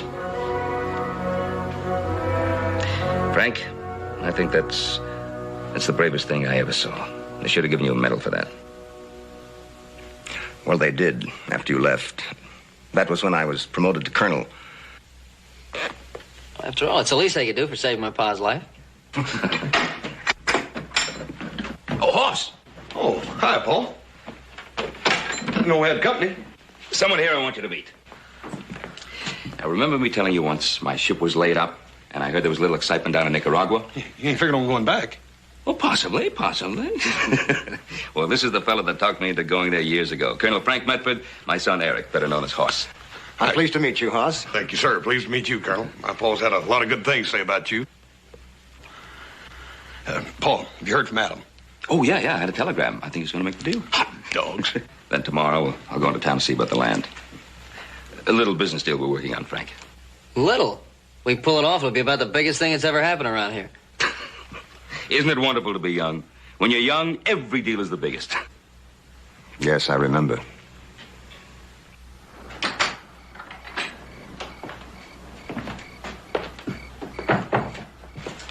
You know, Ben, I often wondered how you made out after we said goodbye in Nicaragua. I see now I had no reason to worry about you. Well, I have no complaints, Frank. From all appearances, you're a man of wealth. I have my 3 sons. They're my wealth. What about yourself? I always figured you'd wind up at least a general. Well, soldiers of fortune, Ben, aren't really much in demand. So I went into commerce. And, well, I never married. I don't know, too busy making money, I guess. I've seen it happen. Oh, you're here on business, then? Yes, you might say that. I'm a director for the Haverford Company. They deal in farming and ranching equipment, you know? Yes, and I do know indeed. Big company. I thought their operations were back east. We're expanding. That's why I'm here. I'm going to open up these western states of yours as new territory. I can get you all the business you want right here in Virginia City. Introduce you to all the right people. That wouldn't be necessary, Ben. I insist. But, Ben, No arguments.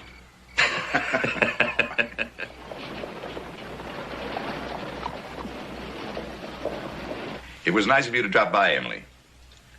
My brother and I have been wondering why you turned down Ben Cartwright's offer for your land. Oh, it's out of sentiment, I suppose. It was my father's ranch, and I just keep hoping that someday I'll be able to put it to the proper use. Oh, Miss Emily. Frank, this is Asa and Will Flanders, one of my oldest and best friends, Colonel Frank Medford. And of course, you know Miss Emily. Yes, I do. Any friend of Ben's always welcome here. Pleasure, sir. How are you, do? sir? Nice to meet you. Colonel, this is a surprise. I thought you might have left town. Oh, I talked him out of that. As a matter of fact, he'll be here for a few more days, whether he likes it or not. I just thought I'd introduce the Colonel to some of the town's influential citizens. You're from the East, Colonel? Yes, New York and Philadelphia, mostly. I'm out here now trying to get the feel of this area. Anything specific in mind? I'd rather not divulge that at the moment, gentlemen. However, confidentially, don't be surprised if some big Eastern money moves here soon. Really? Yes, as a matter of fact, if things work out as I feel they will, the sky may be the limit. Well, this all sounds very mysterious and important. Well, I know that you gentlemen have business to discuss, so, Ben, if you have any other stops in mind? Well, Frank, I need a few minutes with Will and Asa, but I thought we'd have lunch. Fine. I have to be going, too. Goodbye again, Colonel. Miss Colfax. Oh, Emily, why don't you have lunch with us? Frank, suppose you take Miss Emily to the hotel, and I'll join you in a few minutes, if you're free. I would be honored, Miss Colfax. If I won't be keeping you from anything. Not at all. Well, gentlemen, a pleasure to meet you. Colonel?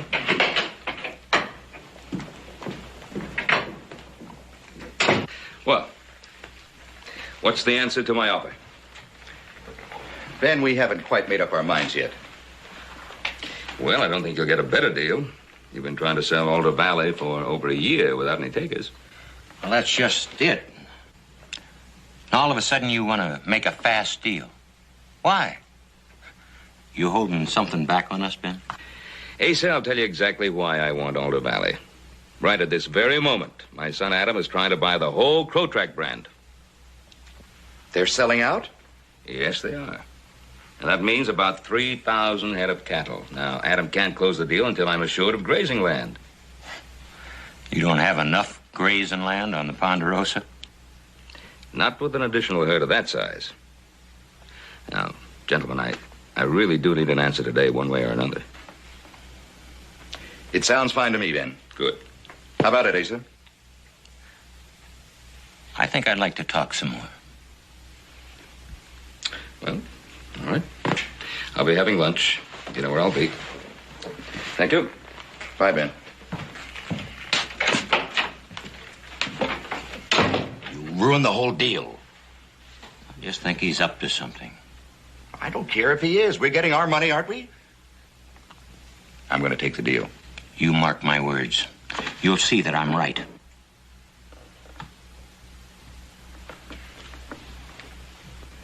You didn't. I did. Rode right into the president's ball on a white mule. And won my bet with Commodore Vanderbilt. Well, what did they do? The president had me thrown out bodily. You deserved it. I agree. What hurts, though, is that he still hasn't given me back my white mule. Oh, now you are exaggerating. Well, lovely ladies always inspire me to my best efforts.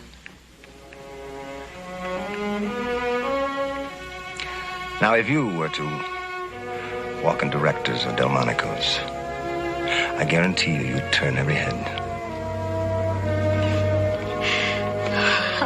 You do exaggerate. No.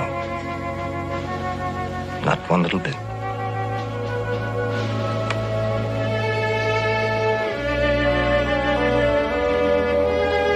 If you'd like to come in, I'll have Martha make some refreshments. Well, thank you, Miss Emily, but I do have some business to attend to. I've enjoyed this afternoon more than you can imagine. Oh, but I can imagine. I know how much I have enjoyed it. Good day, Colonel. Good day, Miss Emily.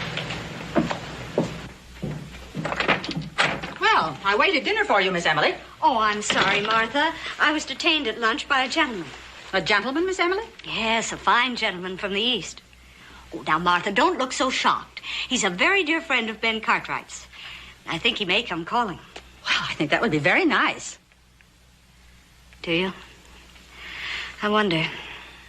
Miss Emily, 8 years is too long to sorrow over a young man who died. Now, when this gentleman comes calling, you be ready for him. That's what I say. All right, Martha. He is a very exciting gentleman. And it would be fun again.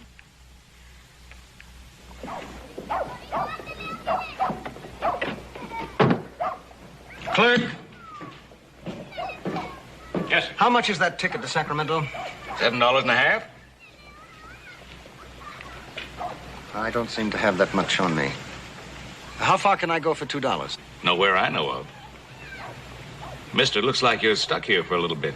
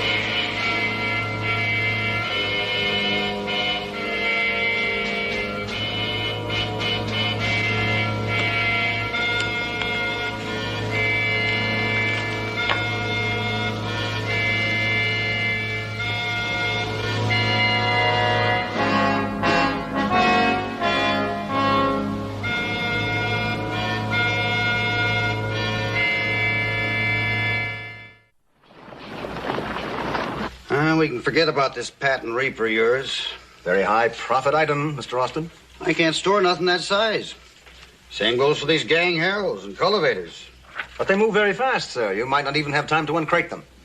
You drummers, you're all the same. You'd lie to your own mothers. Look, mister, the most I can see my way clear to taking on be one of them plows. One plow? Out of all that I've shown you? One plow. That one, right there. I thought you were a man of vision and enterprise, Mr. Austin. Take it or leave it, mister. I will take it. Now, let me see now. That's $15 wholesale. Mr. Austin, I wonder if you could possibly let me have, say, $750 of that on deposit now. I pay on delivery. Yes, I know, but it happens I'm short of cash right now. Oh, ordinarily, I don't do business that way, but since you're a friend of Ben Cartwright's, all right. I'll draw up a receipt. Thank you, sir. Colonel, how nice to see you. Why, good morning, Miss Emily. What can I do for you, Miss Colfax? Oh, you two go on. I want to look at some material. Mr. Austin, as a matter of fact, I do have some other appointments. Why don't I come back later? No need. Won't take but a minute.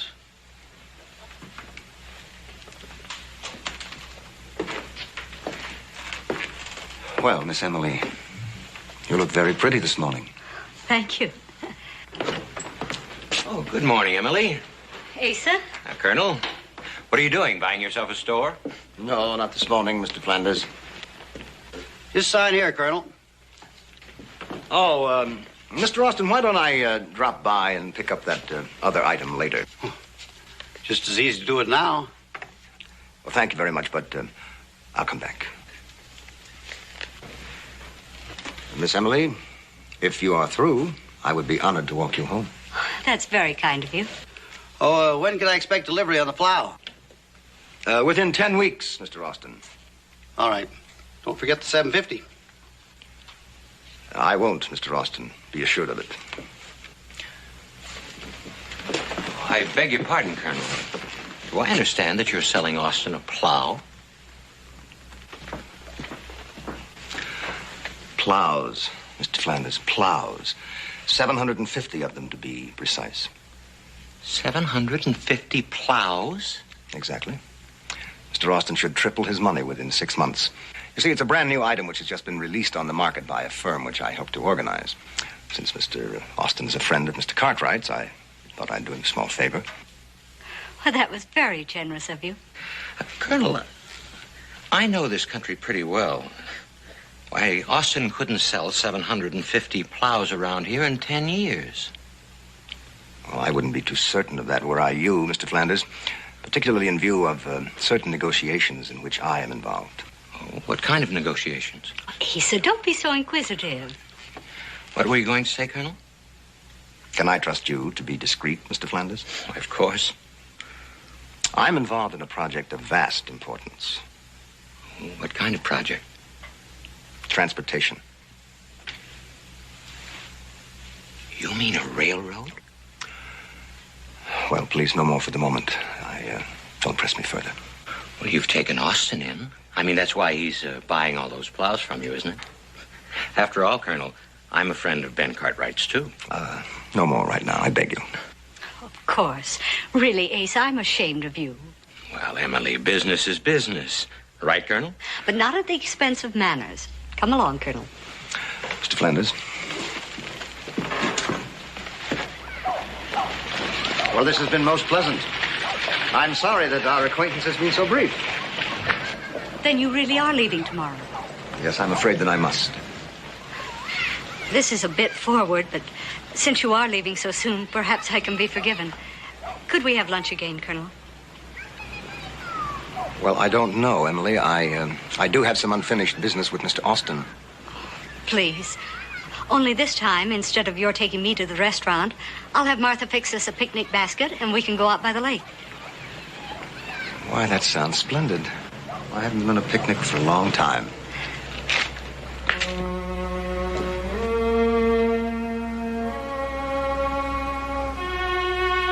You've made this a very lovely afternoon, Miss Emily.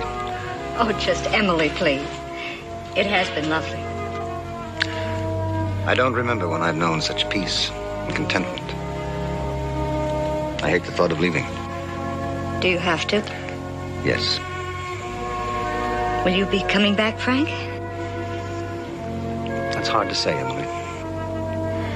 I don't suppose a man like you finds many attractions in Virginia City. Oh, that's where you're wrong. I have found more genuine friendship here in a day or so than I dreamed possible.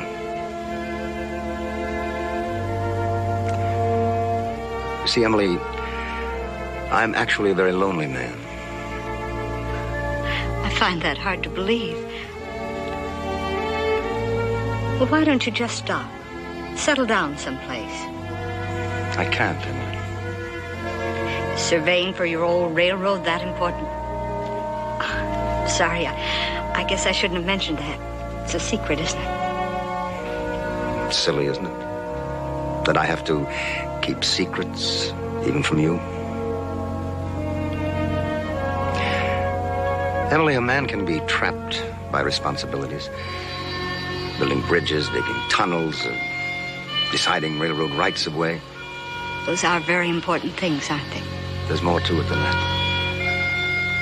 Now, that's all I know how to do. If you could, would you stop traveling? Like a shot. But it's not very practical, I'm afraid.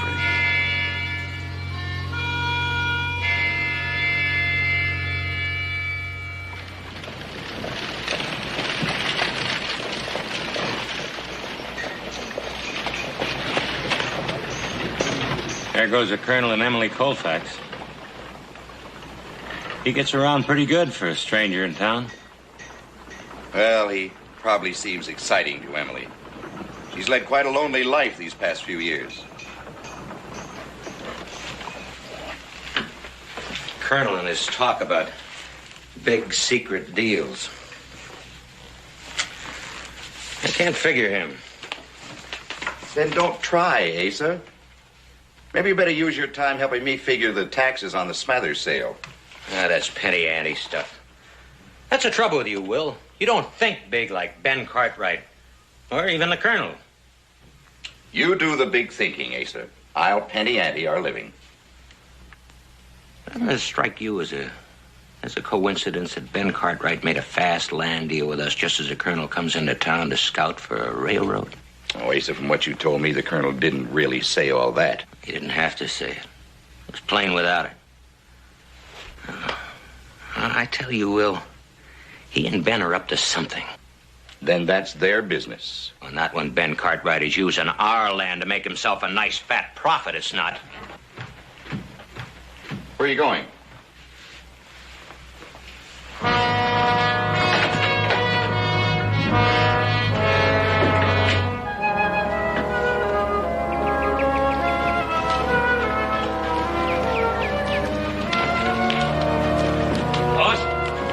Comes Asa. Asa, good to see you. Save you a trip. Oh? About that option on Alder Valley? Yep, got to exercise that option before the time runs out. We need that land pretty bad. Adam's already on his way with that crow track herd. Yeah, he got it all right. I'm sorry to hear that. I came out here to get that option back. Asa, we made a deal. I wouldn't have made that deal if I would have known what you and the Colonel were working on. Colonel and I aren't working in anything. Colonel went to Sacramento yesterday. I just talked to him this morning. Oh. Well, I guess he's selling some of his farm equipment. How about that other thing? That secret project he's working on? What are you talking about, Asa? Emily Colfax, that land of hers. He wouldn't be trying to do something with that, would he? Like the right-of-way to a railroad? Asa, what the devil are you talking about? All right, if that's the way you want to leave it. But I'm sure going to talk to a lawyer about getting that option back.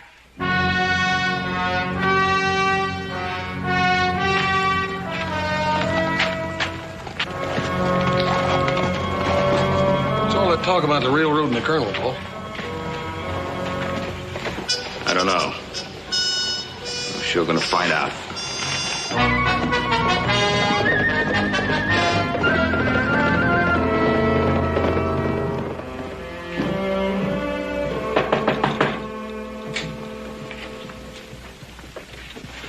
Oh, hello, Emily. Ben. Do you know where I might be able to find Frank Medford? Won't you come in? Well, I tried the hotel, and they said they didn't know anything about him there. I've been trying to tell you he's here. Now will you come in? Oh, thank you. He's upstairs washing up. I invited him to dinner. Oh, well, perhaps I'd better come Oh, back. no, will you join us? No, thank you. I really just want a word with him. I'm so pleased you introduced us. He's certainly a fascinating gentleman. Well, I'm glad that you're getting along so well. Why, Ben, I didn't expect to see you. Well, I didn't expect to see you either, Frank. I checked all around town, went to the hotel, and they didn't Oh, see you. yes. Well, they were full up. I had to go to a rooming house. May I, Emily? Certainly. Well, Ben, what is it? Well, thank you. Asa Flanders came out to see me, and he started talking about some project that you and I are supposed to be involved in. Asa Flanders? Yeah. You must be imagining things. Well, he seemed pretty positive, so... Oh, I don't know where he could get hold of such a wild idea, Ben. Ben, you're suspecting me of something. Oh, no, Frank. No, of course not, really. Now, admit it. No, of course I'm not. Emily, what do you do with a man like that? Ben, you ought to be ashamed of yourself. You know, Ben, this must all stem from a slight misunderstanding which occurred at the general store this morning. Asa Flanders was there. He must have misinterpreted some of the things that I said. Well, I know Asa. He's full of suspicions and frustrations. Well, it must have happened that way. However, if anything does come up, rest assured you'll be in on it. That's very kind of you, Frank. Look, why stay in a rooming house? Why not come back to the Ponderosa? Well, I'm leaving tomorrow anyway, Ben. Oh. I suppose we can't ask you to stay any longer, can we? We'll make sure that we see each other before you leave. Count on it. Emily? Goodbye, Ben. Frank. Ben.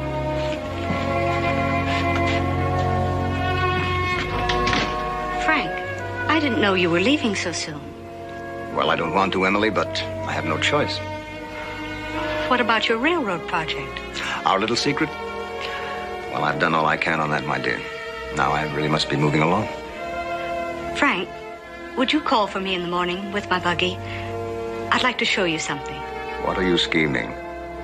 You'll see. And now come in to dinner, or Martha will have our scalps.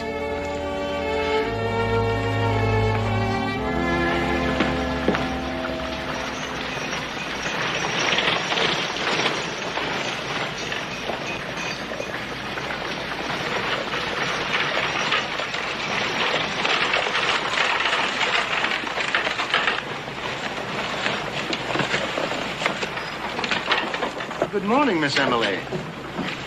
Good morning, Emily. I was just coming to have a word with you. Perhaps later. The Colonel and I are going for a drive in the country. The Colonel seems to enjoy looking over our neck of the woods. I'll be frank with you, Colonel. My brother and I'd like to be cut into that railroad deal of yours. My dear Mr. Flanders, I've already explained to you I'm not at liberty to discuss that matter. Really, Asa? Well, as I said, Emily, business is business. Just tell me one thing, Colonel. What direction is that railroad coming into town? I'm sorry, I can't tell you anything at all. And now we must be going.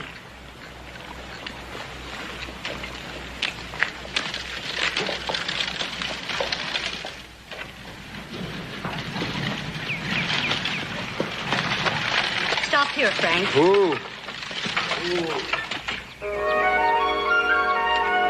Oh, this place, what is it?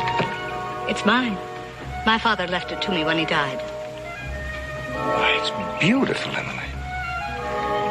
There's over 4,500 acres here.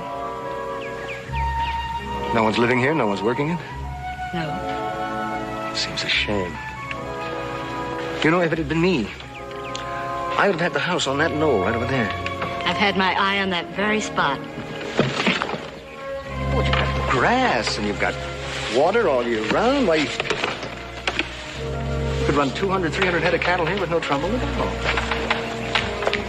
Look at that meadow over there. That meadow is crying for corn and wheat. You'll still have plenty of room for your kitchen crop. Oh, Emily, there's so much that could be done here. Yes. But it takes a man to do it.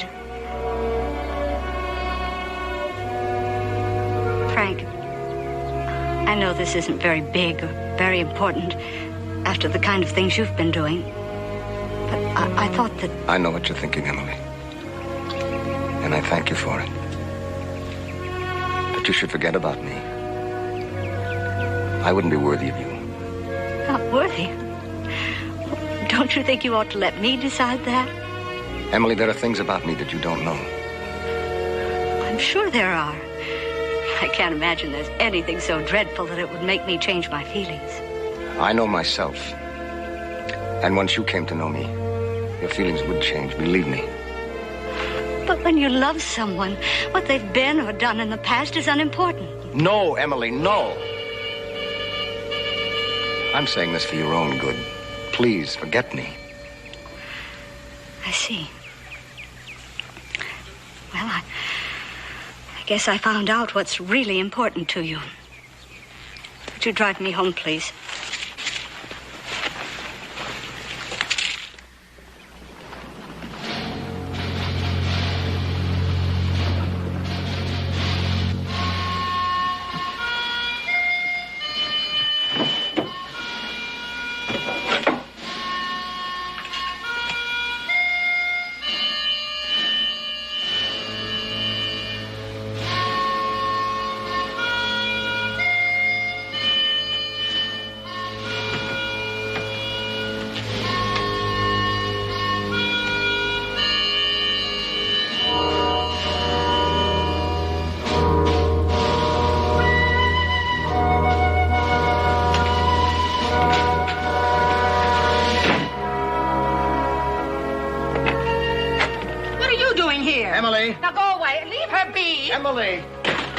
Emily, will you marry me? Frank, what? Emily, I love you. Will you marry me? Yes. Yes. Oh, yes, darling.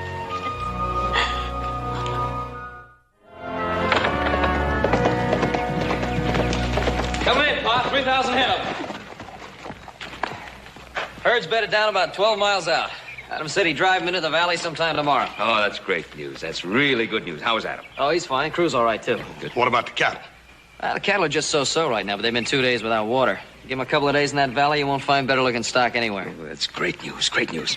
First thing in the morning, we're going to take these supplies out to Adam. Listen, he said he wanted one of Hop Singh's apple pies and some coffee he doesn't have to chew. Hey, look, why wait till tomorrow? How come little Joe and I don't load it up and take it on out there now, Paul? That's a wonderful idea. Go tell Hop Singh to get that apple pie ready. Will do.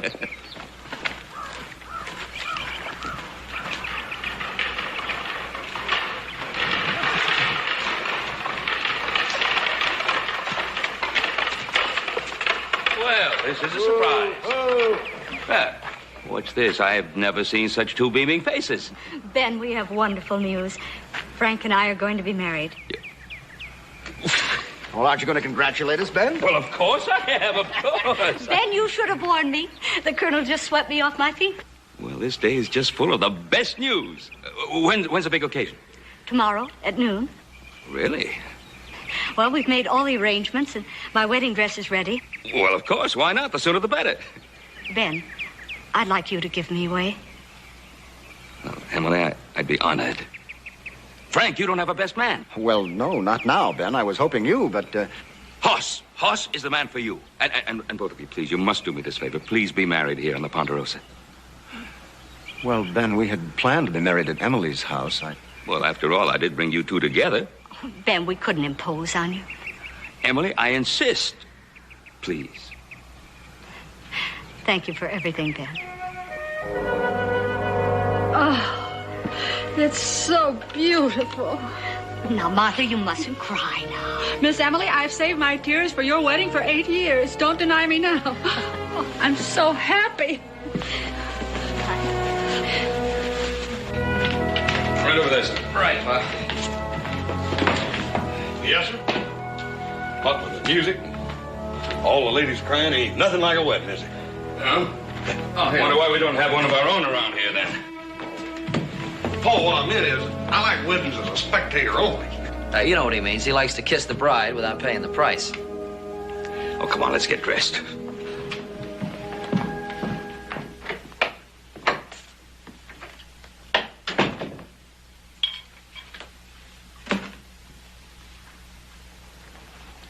If you're going to drink, go over to the saloon.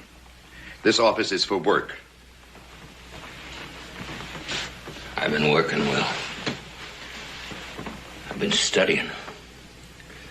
I've been studying how Ben Cartwright stole this land from us. And then that lawyer Nelson saying we can't do nothing about it. Once and for all, Asa, will you get off that subject? We made a deal fair and square. Now stop trying to make something else out of it. Nights that I lay awake, thinking, planning, so that I'd know the chance. The big one, when it came. And then they stole it. Right out from underneath our nose. Asa, you sicken me. You're brooding over missed chances. Where do you think it's going to get you? Better than thinking like a penny-pinching bookkeeper all the time. My penny-pinching bookkeeper's mind is what's kept us solvent and respectable all these years. But this time I'm right, Will. Can't you see the railroad right away through our valley could bring us a fortune? If I could only get that land back. We made the deal. Now get those suspicions out of your greedy little mind. Go home and sober up.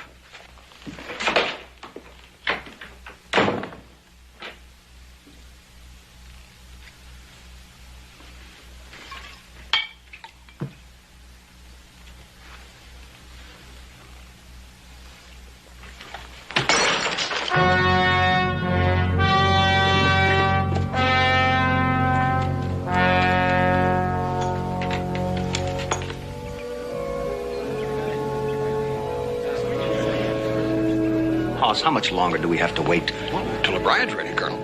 You might as well get used to waiting. You got a lot of doof now. Hello, Mr. Cartwright. Miss Altman, Miss Blanchard. Don't the Colonel make a mighty handsome bridegroom, though? He certainly does. Colonel, stop your worrying. Why, you used to dodge bullets in battle. They tell me that getting married ain't much worse. Oh, you really are helpful. Well, it's a part of the tradition, Joe. You're supposed to sort of jubilate the bridegroom. Like, forgetting the ring. Oh, come on. Hoss, you didn't.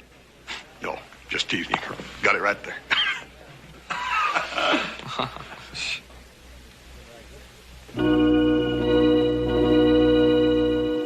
That's it. It's your last chance to run for the door.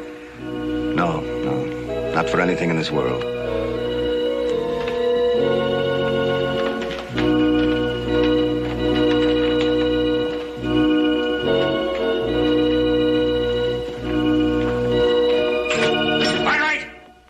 Talk to you. Asa, please. I came here to get our land back. We're having a wedding here. This is no time to discuss business. I say it is. You cheated us out of Alder Valley. We'll discuss it later. We'll discuss it now. I want that option back. Look, Asa, I have 3,000 head of cattle due late today. I'm not going to let those cattle die because of some fool notion in your head. We have a deal, and that's that. But you really wanted that land for a railroad right-of-way. You and the Colonel been conniving ever since he came into town. Asa, you're drunk. Now, please, what's... Admit it! You've been talking about that railroad coming through town. You said that he was involved in it. Now, you going to deny that? I certainly am. My business here is my private affair. You have no right to question me. Asa, you've been prying into the Colonel's business ever since he came into town. Asa, we've had enough of this. Now, please get out. You're all in this together. But I'm going to get the truth out of you, Cartwright. You Cartwrights think you can get away with anything. But this time you're going to find out you're wrong. Flanders, listen to me. Nobody stole your land for a railroad right-of-way. Believe me. Believe you? Why should I believe you? Because there is no railroad. Because there is no right-of-way. You see, Asa? It was all in your imagination. You dreamt it up. Now, please, let us get on with the wedding. And it was you, Colonel. You're nothing but a liar. Everything that you said is nothing but a pack of lies. Well, what about it, Colonel? Yes, that's right. Nothing but a pack of lies. Frank, you don't have to answer such a ridiculous statement. It's not a ridiculous statement, Emily. At last, someone is telling the truth, Ben. I did allow him to think I was surveying for a railroad. I did allow him to think that you were in on it. I lied, just as he says.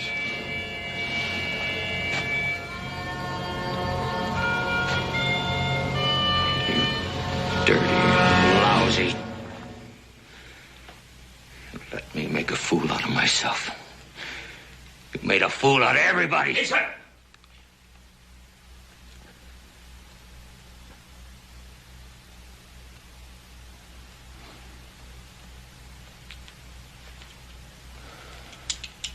I'm sorry, Ben.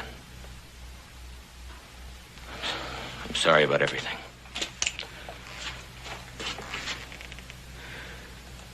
But if he was my friend, I'd run him out of town on a rail.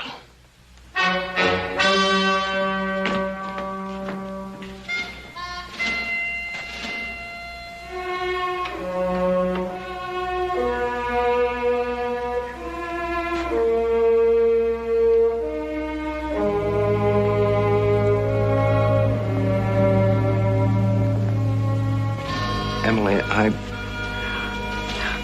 Who cares about an old railroad? No, it's not just the railroad, Emily. I lied about everything. I'm nobody. I don't know any of those important people I talked about. I'm not a director in a company. I'm just Frank Medford, a traveling salesman.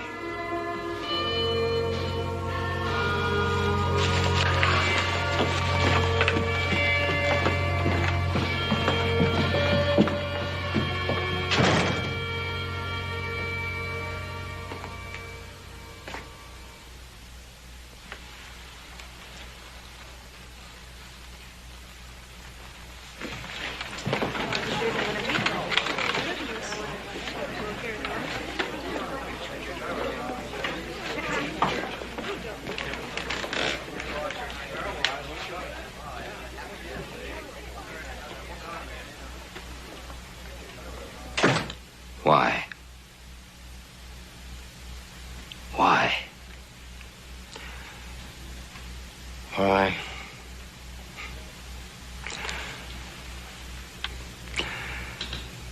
Because, Ben, ever since those days in Nicaragua when I was a so-called hero, when the village girls cheered us as liberators, nothing exciting, nothing important has ever happened to me.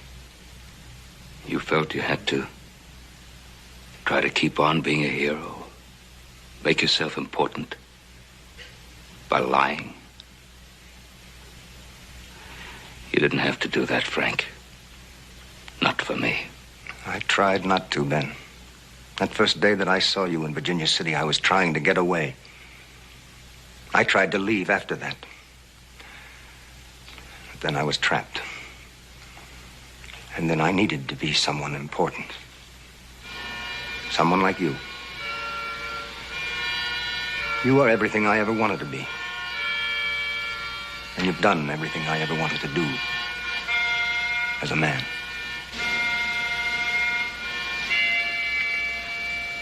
One thing I did not lie about, Ben.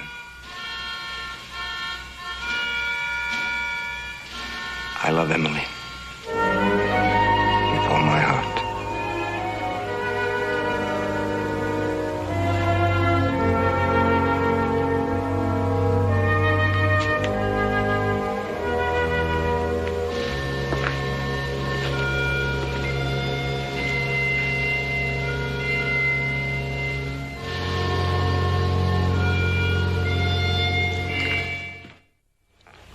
Ben, I don't want to hear any excuses, partner. Excuses?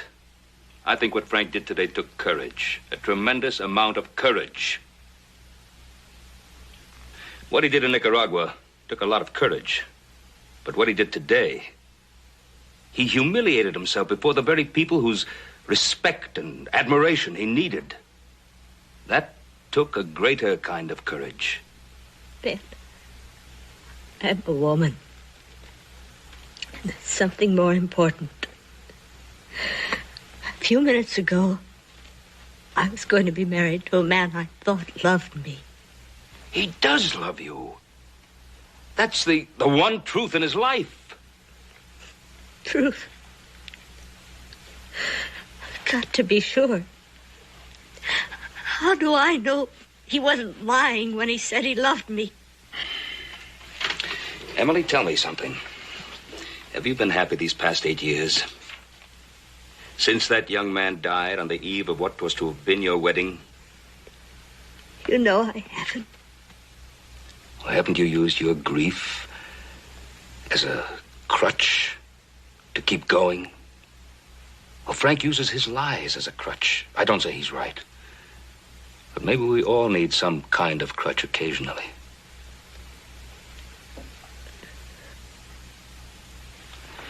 Five minutes ago, you said you loved him. Now, have your feelings changed so completely in so short a time? I don't know. How will I ever know if he loves you? Trust him. Give him a chance to prove it.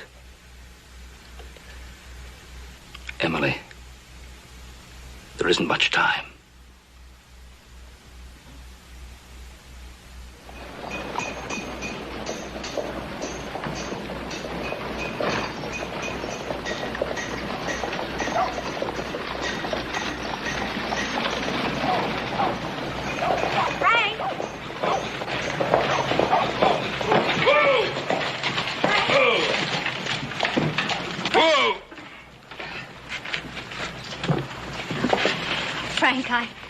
Frank, we have some unfinished business. Give me those bags. Emily, Now, you heard what Ben said. Emily, you know the kind of man I am. Yes, I know. But you're also the kind of man who was going to marry me. In spite of all you know, you still want to marry me? Yes.